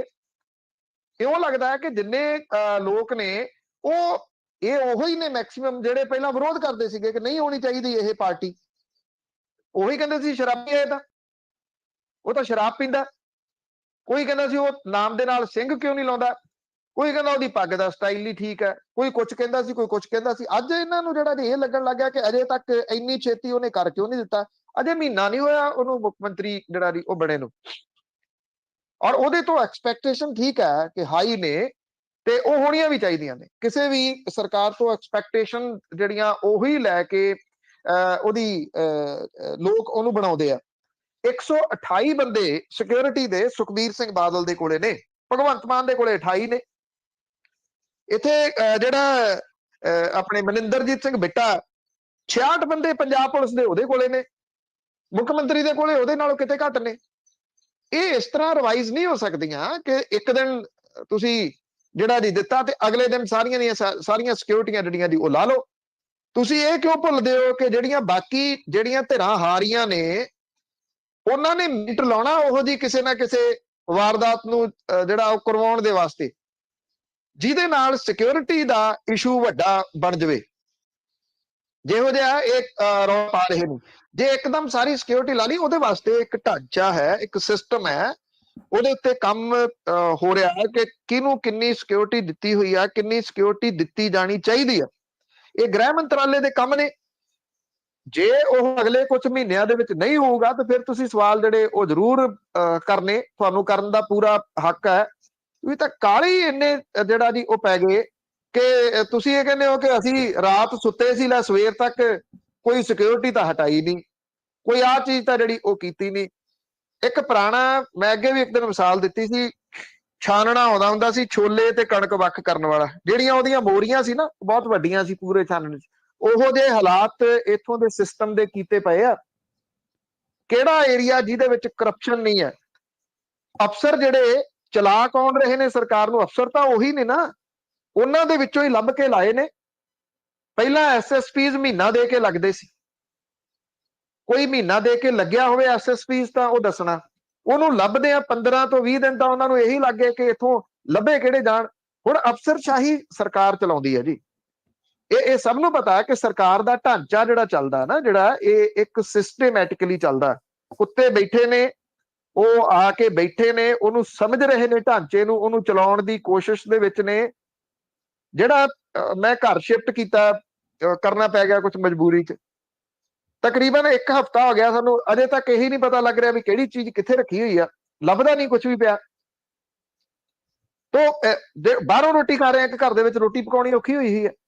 ਉਹ ਤਾਂ ਇੱਕ ਢਾਂਚਾ ਹੀ ਬਹੁਤ ਵੱਡਾ ਆ ਜਿਹੜਾ ਸੂਬੇ ਦਾ। ਉਹਨੂੰ ਸਮਝਣ ਦੇ ਵਾਸਤੇ, ਉਹਨੂੰ ਚਲਾਉਣ ਦੇ ਵਾਸਤੇ ਕੁਝ ਤਾਂ ਸਮਾਂ ਚਾਹੀਦਾ। ਐਡੀ ਕਾਹਲ ਕਾਹਦੀ ਪੈ ਗਈ ਜੀ ਵੀ ਭੱਜ ਕੇ ਛੇਤੀ ਤੋਂ ਛੇਤੀ 24 ਘੰਟਿਆਂ ਦੇ ਵਿੱਚ ਆਹ ਕਿਉਂ ਨਹੀਂ ਹੋਇਆ, 48 ਘੰਟਿਆਂ ਦੇ ਵਿੱਚ ਆਹ ਕਿਉਂ ਨਹੀਂ ਹੋਇਆ? ਤੁਸੀਂ ਆਪ ਹੀ ਤਾਂ ਸਾਰੇ ਢਾਂਚੇ ਦੀਆਂ ਚੋਰ ਮੋਰੀਆਂ ਦੱਸ ਰਹੇ ਹੋ ਕਿ ਆਹ ਚੋਰ ਮੋਰੀਆਂ ਨੇ। ਆਫਟਰ ਆਲ ਉਹਨੂੰ ਬੰਦ ਕਰਨ ਦੇ ਵਾਸਤੇ ਕੁਝ ਤਾਂ ਪਹਿਲਾਂ ਤਾਂ ਲੱਭਣੀਆਂ ਪੈਣਗੀਆਂ ਮੋਰੀਆਂ, ਫਿਰ ਉਹਨੂੰ ਬੰਦ ਕਰਨ ਦੇ ਵਾਸਤੇ ਇੱਕ ਸਿਸਟਮ ਹੈ। ਉਸ ਸਿਸਟਮ ਦੇ ਵਾਸਤੇ ਸਰਕਾਰ ਨੂੰ ਕੁਝ ਸਮਾਂ ਤਾਂ ਦਿੱਤਾ ਜਾਣਾ ਚਾਹੀਦਾ। ਬਿਲਕੁਲ ਜੀ, ਚੋਰਾਂ ਨੇ ਮੋਰੀਆਂ ਵੀ ਬੰਦ ਨਹੀਂ ਕਰਨ ਦੇਣੀਆਂ, ਟਾਈਮ ਜ਼ਰੂਰ ਚਾਹੀਦਾ। ਹਜੇ ਜਿਸ ਤਰ੍ਹਾਂ ਤੁਸੀਂ ਕਿਹਾ 30 ਦਿਨ ਹੋਏ ਨਹੀਂ ਹਜੇ। ਸਤਨਾਮ ਸਿੰਘ ਜੀ। ਸਤਿ ਸ਼੍ਰੀ ਅਕਾਲ ਭੈਣ ਜੀ। ਪੰਨੂ ਭਾਈ ਸਤਿ ਸ਼੍ਰੀ ਅਕਾਲ ਜੀ। ਸਤਿ ਸ਼੍ਰੀ ਅਕਾਲ। ਸਤਿ ਸ਼੍ਰੀ ਅਕਾਲ ਜੀ। ਪੰਨੂ ਭਾਈ, ਤੁਸੀਂ ਪੱਤਰਕਾਰੀ ਕਰਦੇ, ਕਈ ਵਾਰ ਹੈਰਾਨੀ, ਕਈ ਆਪਣੇ ਜਿਹੜੇ ਮੀਡੀਆ ਵਾਲੇ ਇੰਨੇ ਮਤਲਬ ਮਨ ਦੁਖੀ ਹੁੰਦਾ ਸੁਣ ਕੇ। ਉਹ ਪਿੱਛੇ ਆਪਣੇ ਇੱਕ ਪਿੰਡ 'ਚ ਉਹ ਮਤਲਬ ਝਗੜਾ ਹੋ ਗਿਆ, ਉਹਨੇ 2-3 ਬੰਦੇ ਮਰ ਗਏ, ਬੜੀ ਮਾੜੀ ਗੱਲ, ਦੁੱਖ ਹੋਇਆ, ਮਾੜੀ ਗੱਲ ਆ। ਪਰ ਜਿਹੜੇ ਮੀਡੀਆ ਵਾਲੇ ਉਹ ਮਤਲਬ ਜਿੱਦਾਂ ਉਹ ਵਿਚਾਰੇ ਜੇ ਪਰਿਵਾਰ ਸੀ ਉਹਨਾਂ ਨੂੰ ਤਾਂ ਸੁੱਧ ਬੋਧ ਨਹੀਂ, ਜਿੱਦਾਂ ਉਹਨਾਂ ਦੇ ਮੂੰਹ 'ਚ ਉਹ ਜਿੱਦਾਂ ਸ਼ਬਦ ਪਾ ਰਹੇ। ਤੁਸੀਂ ਹੁਣ ਪ੍ਰਸ਼ਾਸਨ ਤੋਂ ਕੀ ਮੰਗਦੇ ਆ, ਉਹ ਤੋਂ ਕੀ ਮੁਆਵਜ਼ਾ ਕਿੰਨਾ ਮੰਗਦੇ ਆ, ਮਤਲਬ ਉਹਨਾਂ ਨੂੰ ਕੋਈ ਸੁਰਤ ਨਹੀਂ। ਮਤਲਬ ਸਰਕਾਰਾਂ ਥੋੜ੍ਹੀ ਕਹਿੰਦੀਆਂ ਤੁਸੀਂ ਆਪਦੇ ਝਗੜੇ ਇੱਕ ਦੂਜੇ ਨੂੰ ਵੱਢ ਟੁੱਕ ਕਰੋ, ਇਹ ਤਾਂ ਮਾੜੀ ਗੱਲ ਆ ਨਾ। ਸਰਕਾਰਾਂ ਨੂੰ ਕਿਉਂ ਦੋਸ਼ੀ ਠਹਿਰਾਉਂਦੇ ਆ? ਦੂਜੀ ਵੀਰ ਜੀ, ਮਤਲਬ ਹੁਣ ਜਿੱਦਾਂ ਤੁਸੀਂ ਕਿਹਾ ਸੀ ਇਹ ਸਰਕਾਰਾਂ ਨੂੰ 70-75 ਸਾਲ ਹੋਏ ਲੁੱਟਦਿਆਂ ਨੂੰ, ਪਾਣੀ ਉਲਝੀ ਪਈ ਪੂਰੀ। ਕੋਈ ਨਵੀਂ ਸਰਕਾਰ ਨੂੰ ਮਤਲਬ ਬਹੁਤ ਚੁਣੌਤੀਆਂ, ਸਾਨੂੰ ਥੋੜਾ ਟਾਈਮ ਦੇਣਾ ਚਾਹੀਦਾ ਕਿਉਂਕਿ ਬੜਾ ਔਖਾ, ਸਾਰੇ ਮਹਿਕਮੇ ਕਰਪਟ ਹੋਏ ਹੋਆ। ਮੇਰਾ ਦੂਜਾ ਸਵਾਲ ਵੀਰ ਜੀ, ਜਿੱਦਾਂ ਹੁਣ ਉਹਨੇ ਕਰਪਸ਼ਨ ਦੇ ਵਿੱਚ ਜਿਹੜਾ ਆਪਣੇ ਰਿਸ਼ਵਤ ਲਊਗਾ ਉਹਨੂੰ ਦੋਸ਼ੀ ਠਹਿਰਾ ਜਾਊਗਾ, ਉਹਨੂੰ ਮੰਨ ਲਓ ਸਜ਼ਾ ਮਿਲੂਗੀ, ਪਰ ਉੱਤੇ ਨਹੀਂ ਇਹ ਕੰਮ ਹੋਣਾ ਜਾਤੇ ਜਿਹੜੇ ਰਿਸ਼ਵਤ ਦੇਣ ਵਾਲੇ ਨੂੰ ਵੀ ਸਜ਼ਾ ਹੋਣੀ, ਮੇਰੇ ਕੋਲ ਉਹ ਵੀ ਸਜ਼ਾ ਦੇ ਹੱਕਦਾਰ ਹੋਣੇ ਚਾਹੀਦੇ ਆ। ਕੋਈ ਇਦਾਂ ਦਾ ਕਾਨੂੰਨ ਆਦਾ ਵੀ ਜਿਹੜਾ ਰਿਸ਼ਵਤ ਦੇ ਉਹ ਵੀ ਮਤਲਬ ਉਹਨੂੰ ਵੀ ਸਜ਼ਾ ਮਿਲੂਗੀ। ਜੀ ਥੈਂਕ ਯੂ। ਦੇਖੋ ਇਹ ਗੱਲ ਤੁਹਾਡੀ ਠੀਕ ਹੈ ਕਿ ਇੱਥੇ ਨਾ ਜਿਹੜਾ ਕਾਲਾਪਨ ਤੁਸੀਂ ਉਹ ਦਿਖਾ ਰਹੇ ਹੋ, ਇੱਥੇ ਉਹ ਇੱਥੋਂ ਦੇ ਲੋਕਾਂ ਦੇ ਵਿੱਚ ਵੀ ਬਹੁਤ ਕਾਲਾਪਨ ਹੈ ਕਿ ਮੇਰਾ ਕੰਮ ਹੋਣਾ ਚਾਹੀਦਾ ਜਿੰਨੀ ਛੇਤੀ ਹੋ ਸਕੇ। ਅਗਲਾ ਕਹਿੰਦਾ ਦੱਸੋ ਜੀ ਕੀ ਮੰਗਦੇ ਹੋ, ਕਿਹੜੀ ਚੀਜ਼ ਹੈ ਜਿਹੜੀ ਲੋੜ ਹੈ। ਮੇਰੇ ਤੱਕ ਬਥੇਰੇ ਜਿਹੜੇ ਉਹ ਅਪਰੋਚ ਆਉਂਦੇ ਨੇ ਕਿ ਆਹ ਕੰਮ ਹੈ ਇਸ ਤਰੀਕੇ ਨਾਲ ਕਰਾਉਣਾ। ਮੈਂ ਤਾਂ ਕਦੀ ਕਿਸੇ ਬੰਦੇ ਨੂੰ ਤੋੜ ਕੇ ਜਿਹੜਾ ਜੀ ਉਹ ਜਵਾਬ ਦੇ ਦਿੰਦਾ, ਜਿਹੜਾ ਹੇਰਾ ਫੇਰੀ ਦੇ ਨਾਲ ਜੁੜਿਆ ਹੋਇਆ, ਜਿਹੜਾ ਇੱਕ ਪੈਸੇ ਦਾ ਵੀ ਕੋਈ ਉਹਦੇ ਵਿੱਚ ਹੇਰਾ ਫੇਰਾ ਲੈਣ ਦੇਣਾ, ਵੀ ਮੈਨੂੰ ਦੁਬਾਰਾ ਫੋਨ ਨਹੀਂ ਮੁੜ ਕੇ ਕਦੀ ਕਰਨਾ। ਇਹ ਤੁਹਾਨੂੰ, ਜੇ ਤੁਸੀਂ ਆਪਣੇ ਆਪ ਨੂੰ ਸੁਧਾਰੋਗੇ ਤੇ ਬਾਕੀ ਜਿਹੜੇ ਉਹ ਸੁਧਰ ਜਾਣਗੇ ਨਾ। ਜਦੋਂ ਅਸੀਂ ਇਹ ਕਹਿੰਦੇ ਆ ਕਿ ਦੇ ਦਿਓ ਯਾਰ, ਜਿਹੜਾ ਪਟਵਾਰੀ ਮੰਗਦਾ ਦੇ ਦਿਓ, ਜੋ ਤਹਿਸੀਲਦਾਰ ਮੰਗਦਾ ਉਹ ਕੰਮ ਕਰਾ ਦੂਗਾ, ਇਹੀ ਤਾਂ ਉਸ ਚੀਜ਼ ਦਾ ਉਹ ਲਾਹਾ ਲੈਂਦੇ ਆ। ਫਿਰ ਉਹ ਤੁਹਾਨੂੰ ਉਹ ਕੀ ਕਰਦੇ ਆ, ਉਹ ਫਿਰ ਖਰਾਬਾ ਕਰਨ ਦੇ ਵਾਸਤੇ ਪਹਿਲਾਂ ਲੱਭਦੇ ਆ ਚੋਰ ਮੋਰੀਆਂ ਕਿ ਅਸੀਂ ਇਹਦਾ ਕੰਮ ਰੋਕ ਕਿਵੇਂ ਸਕਦੇ ਆ। ਲੀਗਲੀ ਤੌਰ ਦੇ ਉੱਤੇ ਜੇ ਤੁਸੀਂ ਜਾਓ ਤੇ ਉਹ ਕੰਮ ਤੁਹਾਡਾ ਬਹੁਤੀ ਦੇਰ ਰੋਕ ਨਹੀਂ ਸਕਦੇ। ਤੁਹਾਨੂੰ ਗੱਲ ਜਿਹੜੀ ਆ ਉਹ ਕਰਨੀ ਪਊਗੀ। ਮੈਂ ਤੁਹਾਡੀ ਗੱਲ ਨਾਲ ਬਿਲਕੁਲ ਸਹਿਮਤ ਆ ਕਿ ਜੇ ਰਿਸ਼ਵਤ ਦੇਣ ਵਾਲਾ ਨਹੀਂ ਰਿਸ਼ਵਤ ਜਿਹੜਾ ਉਹ ਦੇਊਗਾ ਤੇ ਫਿਰ ਲੈਣ ਵਾਲਾ ਕਿੱਥੋਂ ਲਊਗਾ। ਉਹਨੂੰ ਕਿਹਾ ਕਰ ਤੂੰ ਖਰਾਬ ਕਿੰਨੇ ਦਿਨ ਕਰਨਾ, ਮੈਨੂੰ 2 ਦਿਨ ਕਰ ਲੇਗਾ, 3 ਦਿਨ ਕਰ ਲੇਗਾ, ਤੇਰੇ ਤੋਂ ਉੱਪਰ ਬੰਦੇ ਬੈਠੇ ਨੇ। ਅਸੀਂ ਲਿਖਣ ਤੋਂ ਹਮੇਸ਼ਾ ਗੁਰੇਜ਼ ਕਰਦੇ ਆ। ਅਸੀਂ ਮਹਿਜ਼ ਜਿਹੜਾ ਜੀ ਗੱਲਾਂ ਉਂਝ ਕਰਕੇ ਉਹ ਛੱਡ ਦਿੰਦੇ ਆ, ਲਿਖਤੀ ਤੌਰ ਦੇ ਉੱਤੇ ਕਦੀ ਕਿਸੇ ਦੀ ਸ਼ਿਕਾਇਤ ਨਹੀਂ ਕਰਦੇ। ਜਿੱਥੋਂ ਇਹ ਸਾਰੀਆਂ ਸਮੱਸਿਆਵਾਂ ਜਿਹੜੀਆਂ ਉਹ ਨਿਕਲਦੀਆਂ ਨੇ, ਅਫਸਰਸ਼ਾਹੀ ਜਿਹੜੀ ਆ ਉਹ ਏਡੀ ਭਾਰੂ ਆ, ਏਡੀ ਭਾਰੂ ਆ, ਉਹ ਗੱਲ ਸੁਣਨ ਦੇ ਵਾਸਤੇ ਕਿਸੇ ਦੀ ਤਿਆਰ ਨਹੀਂ। ਉਹ ਭੋਰਾ ਟਸ ਤੋਂ ਮਸ ਹੋਣ ਦੇ ਵਾਸਤੇ ਤਿਆਰ ਨਹੀਂ। ਉੱਪਰੋਂ ਹੁਕਮ ਹੈ ਜੀ, ਸਾਨੂੰ ਉੱਪਰੋਂ ਹੁਕਮ ਨੇ। ਉੱਪਰੋਂ ਹੁਕਮ ਕਿਹਦੇ ਆ, ਇਹ ਵੱਡਾ ਸਵਾਲ ਹੈ ਜੀ। ਜੀ ਉਹ ਕੌਣ ਆ ਹੁਕਮ ਦੇਣ ਵਾਲਾ? ਕਿਸੇ ਨਵਿਆਂ ਨੇ ਤਾਂ ਆ ਕੇ ਉਹ ਹੁਕਮ ਨਹੀਂ ਦਿੱਤੇ, ਉਹ ਪੁਰਾਣੇ ਵਜਾਈ ਜਾ ਰਹੇ ਨੇ ਕਿ ਉਸੇ ਤਰੀਕੇ ਨਾਲ ਆ। ਮੈਨੂੰ ਕੱਲ ਵੀ ਕਿਸੇ ਦਾ ਫੋਨ ਆਇਆ ਜਿੱਥੇ ਰਜਿਸਟਰੀਆਂ ਲਿਖਣ ਵਾਲੇ ਜਿਹੜੇ ਉਹ ਪੈਸੇ ਲਈ ਜਾ ਰਹੇ ਆ। ਮੈਂ ਕਿਹਾ ਜੀ ਜੇ ਉਹਦਾ ਕੋਈ ਸਬੂਤ ਕੀ ਹੈ? ਨਹੀਂ, ਸਬੂਤ ਨਹੀਂ ਹੈਗਾ ਜੀ, ਮੈਨੂੰ ਕਿਸੇ ਨੇ ਦੱਸਿਆ ਸੀਗਾ। ਅਸੀਂ ਉਹ ਸਬੂਤ ਇਕੱਠਾ ਕਰਨ ਦੇ ਵਾਸਤੇ ਕੋਈ ਤਰੱਦਦ ਨਹੀਂ ਕਰਨਾ ਚਾਹੁੰਦੇ। ਇਹ ਚਾਹੁੰਦੇ ਆ ਕਿ ਜਿਹੜਾ ਮੁੱਖ ਮੰਤਰੀ ਆ ਉਹਦੇ ਹੱਥ 'ਚ ਡਾਂਗ ਫੜੀ ਹੋਈ ਹੋਵੇ ਤੇ ਉਹ ਸਵੇਰ ਤੋਂ ਸ਼ਾਮ ਤੱਕ ਬਸ ਕੁੱਟਦਾ ਹੀ ਫਿਰੇ ਜਿਹੜਾ ਜੀ ਉਹ ਸੜਕਾਂ ਦੇ ਉੱਤੇ। ਇਸ ਤਰ੍ਹਾਂ ਪੋਸੀਬਲ ਨਹੀਂ ਜਿਹੜਾ ਉਹ ਹੋ ਸਕਦਾ। ਇਹ ਢਾਂਚਾ ਏਡਾ ਗਰ ਚੁੱਕਿਆ ਹੋਇਆ, ਏਡਾ ਜਿਹੜਾ ਜੀ ਉਹ ਮੁਸ਼ਕਲ ਹੈ ਕਿ ਇਹਨੂੰ ਇਹਦੇ ਪੇਚ ਖੋਲਦਿਆਂ ਪਤਾ ਨਹੀਂ ਜਿਹੜਾ ਜੀ ਉਹ ਕਿੱਥੋਂ ਤੱਕ ਕਹਾਣੀ ਚਲੇ ਜਾਣੀ ਹੈ। ਪਰ ਘੱਟੋ ਘੱਟ ਉਹ ਪੇਚ ਖੋਲਣ ਦੇ ਵਾਸਤੇ ਸਾਨੂੰ ਸਾਥ ਜ਼ਰੂਰ ਦੇਣਾ ਚਾਹੀਦਾ ਹੈ ਕਿ ਤੁਸੀਂ ਖੋਲੋ ਪੇਚ, ਅਸੀਂ ਤੁਹਾਡਾ ਸਾਥ ਦੇਵਾਂਗੇ। ਜੀ ਬਿਲਕੁਲ। ਕ੍ਰਿਟੀਸਾਈਜ਼ ਕਰਨਾ ਸਾਡਾ ਫਰਜ਼ ਆ, ਪਰ ਥੋੜਾ ਜਿਹਾ ਟਾਈਮ ਦੇ ਲਓ, ਇੱਥੇ ਕਰਾਂਗੇ ਕ੍ਰਿਟੀਸਾਈਜ਼ ਵੀ ਉਹਨਾਂ ਦੀ ਜ਼ਰੂਰ ਕਰਾਂਗੇ। ਅਗਲੇ ਕਾਲਰ ਨੇ ਸਾਡੇ ਅਵਤਾਰ ਸਿੰਘ। ਸਤਿ ਸ਼੍ਰੀ ਅਕਾਲ ਭੈਣ ਜੀ। ਸਤਿ ਸ਼੍ਰੀ ਅਕਾਲ ਪੰਨੂ ਸਾਹਿਬ। ਸਤਿ ਸ਼੍ਰੀ ਅਕਾਲ ਜੀ। ਭੈਣ ਜੀ, ਪਹਿਲਾ ਸਵਾਲ ਤਾਂ ਇਹ ਹੈ ਕਿ ਬਾਦਲ ਸਾਹਿਬ ਆਂਦੇ ਮੈਂ ਸਾਰੀ ਉਮਰ ਕਿਸਾਨਾਂ ਲਈ ਲੜਦਾ ਰਿਹਾ, ਪਰ ਮੈਨੂੰ ਇੰਝ ਲੱਗਦਾ ਵੀ ਉਹ ਆਪਣੇ ਪਰਿਵਾਰ ਲਈ ਧਨ ਦੇ ਪਹਾੜ ਇਕੱਠੇ ਕਰਨ 'ਚ ਹੀ ਲੱਗੇ ਰਹੇ। ਪੰਜਾਬ ਦਾ ਤੇ ਕੌਮ ਦਾ ਉਹਨਾਂ ਕੱਖ ਨਹੀਂ ਸਵਾਰਿਆ, ਬੇੜਾ ਹੀ ਗਰਕ ਕਰਤਾ। ਇਹਦੇ ਬਾਰੇ ਵਿਚਾਰ ਦੱਸਿਓ। ਦੂਜਾ ਸਵਾਲ ਇਹ ਹੈ ਕਿ ਕੇਜਰੀਵਾਲ ਸਾਹਿਬ ਨੂੰ ਇਸ ਗੱਲ ਦਾ ਪਤਾ ਸੀ ਵੀ ਦਿੱਲੀ ਵਿੱਚ ਸਰਕਾਰ ਦੇ ਰਾਹ ਵਿੱਚ ਕਿੰਨੀਆਂ ਰੁਕਾਵਟਾਂ ਸੈਂਟਰ ਗੌਰਮੈਂਟ ਖੜੀਆਂ ਕਰਨ ਰਹੀ ਆ, ਕਿੰਨੀ ਦਖਲਅੰਦਾਜ਼ੀ ਕਰਦੀ ਆ, ਤੇ ਪੰਜਾਬ ਵਿੱਚ ਵੀ ਉਹਨੇ ਕਰਨਾ। ਕੀ ਇਹਦੇ ਬਾਰੇ ਕੇਜਰੀਵਾਲ ਸਾਹਿਬ ਨੇ ਕੋਈ ਪਲੈਨਿੰਗ ਬਣਾਈ ਆ? ਇਹਦੇ ਬਾਰੇ ਦੱਸੋ। ਸਤਿ ਸ਼੍ਰੀ ਅਕਾਲ ਜੀ। ਦੇਖੋ, ਦਿੱਲੀ ਪੂਰਨ ਰਾਜ ਨਹੀਂਗਾ, ਉੱਥੇ LG ਉੱਪਰ ਬੈਠਾ ਲੈਫਟੀਨੈਂਟ ਗਵਰਨਰ ਜਿਹੜੇ ਉਪ ਰਾਜਪਾਲ। ਪੰਜਾਬ ਪੂਰਾ ਰਾਜ ਹੈ। ਤਾਂ ਉਹ ਥੋੜੀਆਂ ਮੁਸ਼ਕਲਾਂ ਤਾਂ ਜਿਹੜੀਆਂ ਉਹ ਹੈਗੀਆਂ ਨੇ, ਉਹ ਕਰਨੀਆਂ ਹੀ ਕਰਨੀਆਂ ਨੇ। ਫਿਰ ਕੀ ਪਲੈਨਿੰਗ ਇਹ ਹੁੰਦੀ ਕਿ ਉਹ ਇਹ ਕਹਿੰਦੇ ਕਿ ਰਹਿਣ ਦਿਓ, ਐਵੇਂ ਸੈਂਟਰ ਦੀ ਸਰਕਾਰ ਮੁਸ਼ਕਲਾਂ ਖੜੀਆਂ ਕਰੂਗੀ, ਇਸ ਕਰਕੇ ਆਪਾਂ ਰਹਿਣ ਹੀ ਦਿੰਦੇ ਆ, ਉਹਨੂੰ ਜਿਹੜਾ ਉਹ ਜਿਤਾ ਲੈਣ ਦਿਓ। ਜ਼ਰੂਰ ਕੋਈ ਨਾ ਕੋਈ ਜਿਹੜੀਆਂ ਉਹ ਹੋਣਗੀਆਂ। ਈਵਨ ਰਾਜਪਾਲ ਹੋਰਾਂ ਨੇ ਜਦੋਂ ਪਿਛਲੇ ਦਿਨਾਂ ਦੇ ਵਿੱਚ ਦੌਰਾ ਕੀਤਾ ਸਰਹੱਦੀ ਖੇਤਰ ਦਾ, ਤੇ ਮੁੱਖ ਮੰਤਰੀ ਉਹਨਾਂ ਦੇ ਨਾਲ ਗਏ ਨੇ ਇਹ ਕਹਿ ਕੇ ਕਿ ਤੁਸੀਂ ਦੱਸੋ ਜੇ ਤੁਸੀਂ ਸਰਹੱਦੀ ਖੇਤਰਾਂ ਦੇ ਵਿੱਚ ਲੋਕਾਂ ਦੀਆਂ ਮੁਸ਼ਕਲਾਂ ਸੁਣਨ ਜਾ ਰਹੇ ਹੋ ਤੇ ਮੁੱਖ ਮੰਤਰੀ ਕਹਿੰਦੇ ਮੈਂ ਨਾਲ ਚੱਲਦਾ। ਮੈਂ ਇਸ ਕਰਕੇ ਨਾਲ ਚੱਲਦਾ ਵੀ ਜਿਹੜੀਆਂ ਮੁਸ਼ਕਲਾਂ ਹੈਗੀਆਂ ਨੇ ਤੁਸੀਂ ਮੈਨੂੰ ਨੋਟ ਕਰਾ ਦੇਣਾ ਤੇ ਅਸੀਂ ਨਾਲ ਦੀ ਨਾਲ ਉਹਨਾਂ ਮੁਸ਼ਕਲਾਂ ਦਾ ਹੱਲ ਕਰਾਂਗੇ।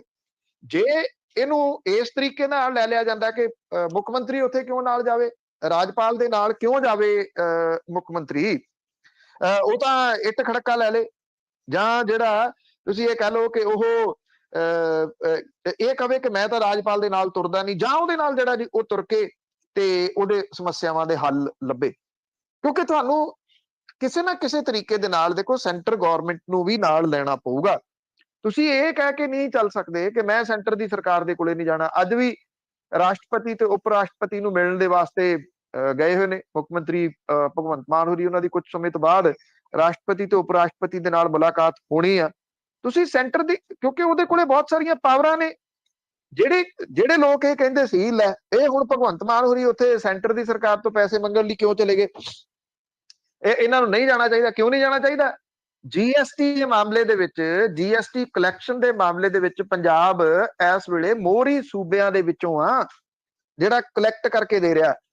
ਤੇ ਜਿਹੜੀ ਉਹ ਕਲੈਕਸ਼ਨ ਹੈ ਉਹ ਮੰਗਣ ਦੇ ਵਾਸਤੇ ਕਿਉਂ ਨਹੀਂ ਜਾਵੇ ਵੀ ਸੈਂਟਰ ਦੀ ਸਰਕਾਰ ਦੇ ਕੋਲੇ? ਬਿਲਕੁਲ ਜਾਵੇ। ਆਪਣਾ ਹੱਕ ਲੈਣ ਦੇ ਵਾਸਤੇ ਉਹਨੂੰ ਨਾਲ ਰੱਖਣਾ ਪਊਗਾ। ਇਹ ਇੱਟ ਖੜਕੇ ਨੇ ਪਹਿਲਾਂ ਬਹੁਤ ਨੁਕਸਾਨ ਜਿਹੜਾ ਉਹ ਕੀਤਾ। ਇਹ ਨਹੀਂ ਕਿ ਉੱਥੇ ਸੈਂਟਰ ਦੀ ਸਰਕਾਰ ਦੇ ਥੱਲੇ ਲੱਗਣਾ, ਬਲਕਿ ਆਪਣੇ ਹੱਕ ਲੈਣ ਦੇ ਵਾਸਤੇ ਕਿ ਅਸੀਂ ਕੋਈ ਕਲੈਕਸ਼ਨ ਏਜੰਸੀ ਨਹੀਂ ਹੈਗੇ ਕਿ ਕਲੈਕਟ ਕੀਤਾ ਤੇ ਤੁਹਾਨੂੰ ਲਿਆ ਕੇ ਦੇਤਾ, ਉਹਦੇ ਵਿੱਚੋਂ ਜਿਹੜਾ ਸਾਡਾ ਬਣਦਾ ਸ਼ੇਅਰ ਹੈ ਉਹ ਸਾਨੂੰ ਦਿਓ। ਉਹ ਲੈਣ ਦੇ ਵਾਸਤੇ ਜਾਣਾ ਪਊਗਾ, ਜਾਣਾ ਚਾਹੀਦਾ ਜੀ। ਅਗਲੇ ਕਾਲਰ ਨੇ ਬਿੰਦਰ ਤੌਰ ਜੀ। ਸਤਿ ਸ਼੍ਰੀ ਅਕਾਲ ਬਿੰਦਰ ਤੌਰ ਜੀ। ਹੈਲੋ, ਸਤਿ ਸ਼੍ਰੀ ਅਕਾਲ ਭੈਣ ਜੀ। ਸਤਿ ਸ਼੍ਰੀ ਅਕਾਲ ਭਾਜੀ। ਸਤਿ ਸ਼੍ਰੀ ਅਕਾਲ ਭਾਜੀ। ਮੈਂ ਇੱਕ ਤਾਂ ਗੱਲ ਕਰਨੀ ਹੈ ਮੀਡੀਆ ਬਾਰੇ। ਮੀਡੀਆ ਦੇ ਵਿੱਚ ਬਹੁਤ ਸਾਰੀਆਂ ਅਫਵਾਹਾਂ ਫੈਲਦੀਆਂ, ਜਿੱਦਾਂ ਜਿਹੜਾ ਅੰਜਨਾ ਦਾ ਹੈਗਾ ਮੀਡੀਆ ਵਗੈਰਾ, ਇਹਨਾਂ ਕਈ ਬਹੁਤ ਚਿਰ ਪਹਿਲਾਂ ਦਾ ਮੋਟੀ ਕਰਕੇ ਖਬਰ ਲਿਖੀ ਆ ਵੀ ਪੂਤਨ ਦੇ ਘਰ ਵਾਲੀ ਵੀ ਮਾਰਤੀ, ਪੂਤਨ ਦਾ ਮੁੰਡਾ ਵੀ ਮਾਰਤਾ, ਈਵਨ ਪੂਤਨ ਨੂੰ ਵੀ ਇਹਨਾਂ ਮਾਰਤਾ। ਕੀ ਇਹਨਾਂ ਤੇ ਕੋਈ ਕਾਰਵਾਈ ਨਹੀਂ ਹੁੰਦੀ? ਦੂਸਰਾ ਸਵਾਲ ਮੇਰਾ ਇਹ ਆ ਵੀ ਤੁਸੀਂ ਸਾਰਾ 78 ਤੋਂ ਲੈ ਕੇ ਹੁਣ ਤੱਕ ਮਾਹੌਲ ਦੇਖਿਆ, ਮੇਰੇ ਕਿ ਜਿੰਨੀ ਉਮਰ ਹੋਣੀ ਤੁਹਾਡੀ ਵੀ, ਤੇ ਤੁਸੀਂ ਕੋਈ ਬੁੱਕ ਲਿਖੀ ਇਹਦੇ ਤੇ ਸਾਰੇ ਤੇ ਹੀ ਮਤਲਬ ਜੋ ਹੁੰਦਾ ਰਿਹਾ 78 ਤੋਂ ਲੈ ਕੇ ਹੁਣ ਤੱਕ, ਤੇ ਤਾਂ ਕਿ ਅਸੀਂ ਜਿੱਦਾਂ ਪੜ੍ਹ ਸਕੀਏ। ਤੇ ਇੱਕ ਲਾਸਟ ਤੇ ਸਵਾਲ ਇਹ ਆ ਵੀ ਜੇ ਆਪਾਂ ਜਿੱਦਾਂ ਸਰਕਾਰ ਤੇ ਪੰਜਾਬ ਸਰਕਾਰ ਤੇ ਕਰਜ਼ਾ ਬਹੁਤ ਚੜਿਆ, ਜੇ ਬਾਹਰਲੇ ਲੋਕ ਹੀ ਥੋੜੇ ਥੋੜੇ ਕਰਕੇ ਪੈਸੇ 500 1000 ਇਕੱਠਾ ਕਰਕੇ ਦੇਣ, ਤੇ ਕੀ ਆਪਾਂ ਹੈਲਪ ਕਰ ਸਕਦੇ ਹਾਂ ਸਰਕਾਰ ਦੀ? ਇਹਨਾਂ ਤਿੰਨਾਂ ਤੇ ਥੋੜਾ ਜਿਹਾ ਨਾ ਚਾਨਣਾ ਪਾਇਓ। Thank you.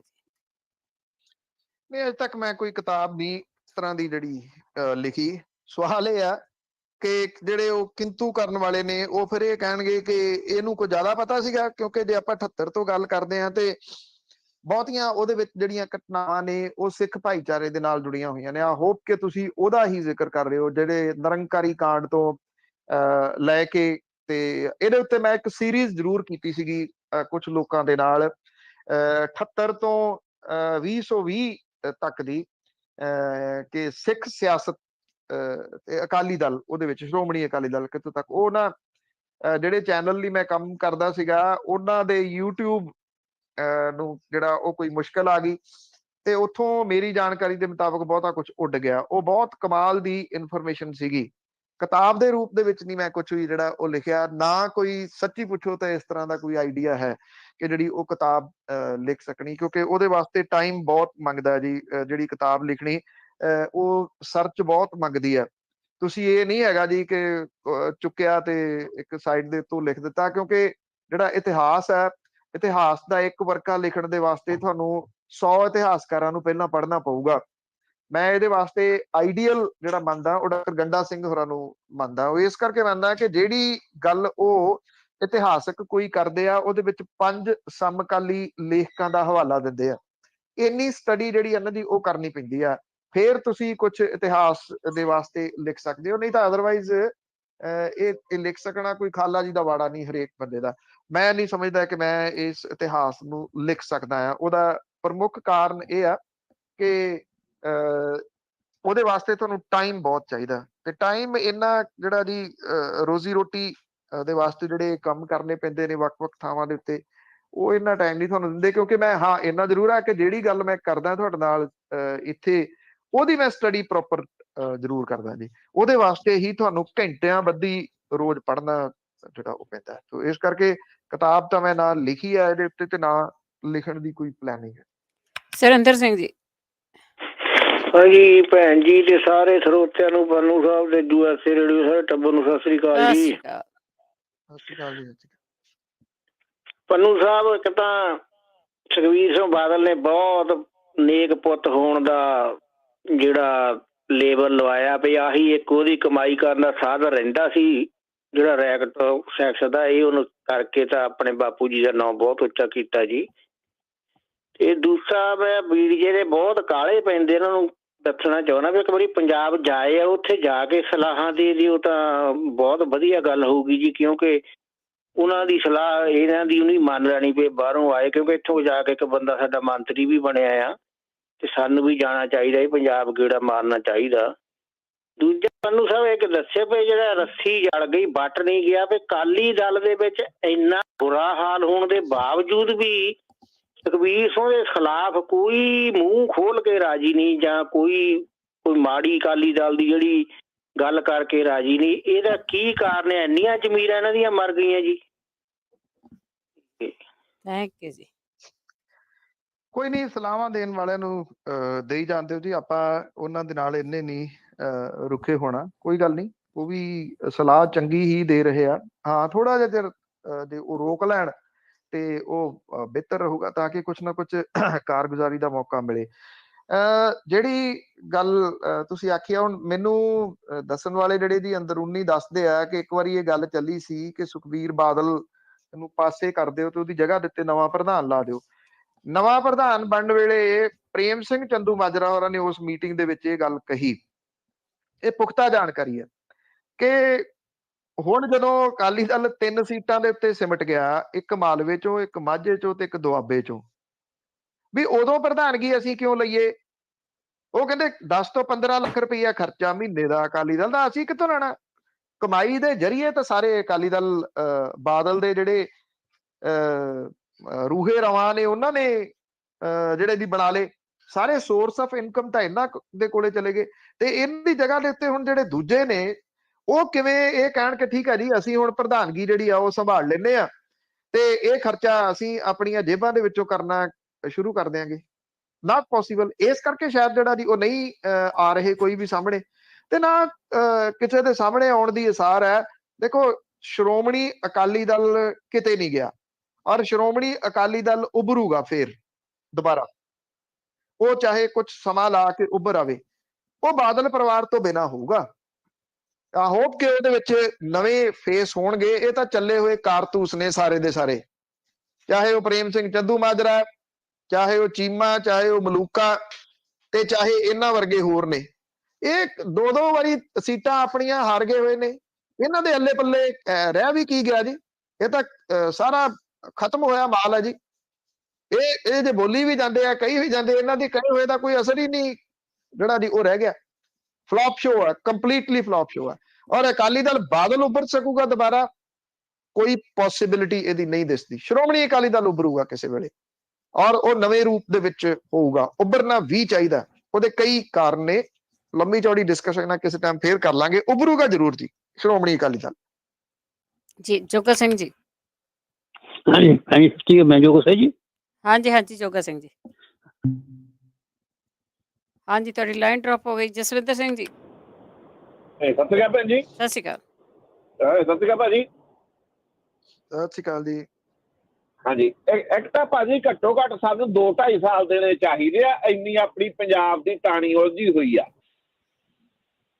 ਕਿਉਂਕਿ ਸਾਨੂੰ ਇੰਨੇ ਕਾਹਲੇ ਨਹੀਂ ਪਕਣਾ ਚਾਹੀਦਾ। ਤੇ ਦੂਜਾ ਮੈਂ ਪੁੱਛਣਾ ਸੀਗਾ, ਆਪਣੇ ਮਜੀਠੀਆ ਸਾਹਿਬ ਨੂੰ ਰੋਟੀ ਰਾਟੀ ਸਵਾਦ ਲੱਗਣ ਲੱਗੀ ਕਿ ਨਹੀਂ? ਥੈਂਕ ਯੂ ਜੀ। ਭੈਣ ਜੀ ਸੁਣ ਲੈਣ ਦਿਓ। Thank you. ਦੇਖੋ, ਉਹ ਤਾਂ ਫਿਰ ਖਾਣੀ ਪੈਂਦੀ ਆ ਜੀ, ਜਿਹੋ ਜੀ ਉੱਥੇ ਹੈਗੀ ਆ। ਮੈਂ ਇੱਕ ਦਿਨ ਦੱਸਿਆ ਸੀ ਵੀ ਸਟੈਂਡਰਡ ਕੀ ਆ, ਵੀ ਰਾਤ ਨੂੰ ਜਿਹੜੀ ਰੋਟੀ ਆਉਂਦੀ ਆ ਉਹ ਸਵੇਰ ਨੂੰ ਭੱਠੀ 'ਚ ਬਲਦੀ ਆ, ਚਾਹ ਬਣਾਉਣ ਦੇ ਕੰਮ ਆਉਂਦੀ ਆ, ਏਦਾਂ ਦੀ ਉਹ ਰੋਟੀ ਹੁੰਦੀ ਆ। ਬਾਕੀ ਦਿਲ ਲਾਉਣ ਦੇ ਵਾਸਤੇ MD ਸਾਹਿਬ ਚਲੇ ਗਏ ਨੇ, ਹੋਪਫੁਲੀ ਛੇਤੀ ਸਾਹਮਣੇ ਆ ਜਾਊਗਾ ਜੀ ਵੀ ਉਹਨਾਂ ਦਾ ਦਿਲ ਦੁਲ ਲੱਗਣ ਲੱਗ ਗਿਆ ਕਿ ਨਹੀਂ। ਇਹਦਾ ਮਤਲਬ ਉਹਨਾਂ ਦੇ ਲਾਗੇ ਭੇਜ ਦਿੱਤੇ ਆ। ਬਹੁਤ ਬਹੁਤ ਧੰਨਵਾਦ ਬਲਤੇਜ ਪੰਨੂ ਜੀ। ਮਿਹਰਬਾਨੀ ਜੀ, ਧੰਨਵਾਦ ਜੀ, ਸਤਿ ਸ਼੍ਰੀ ਅਕਾਲ ਜੀ। ਸਤਿ ਸ਼੍ਰੀ ਅਕਾਲ ਜੀ। ਤੇ ਸਰੋਤੇ ਸਨ ਬਲਤੇਜ ਪੰਨੂ ਸਾਡੇ ਨਾਲ ਜੁੜਦੇ ਨੇ, ਕਰਦੇ ਨੇ ਖਬਰਾਂ। ਇਸੇ ਤਰ੍ਹਾਂ ਸਾਡਾ ਅੱਜ ਦਾ ਬੁਲਟਨ ਇੱਥੇ ਸਮਾਪਤ। ਬਲਵਿੰਦਰ ਕੌਰ ਵੱਲੋਂ ਆਪ ਸਭ ਨੂੰ ਹੀ ਪਿਆਰ ਭਰੀ ਸਤਿ ਸ਼੍ਰੀ ਅਕਾਲ।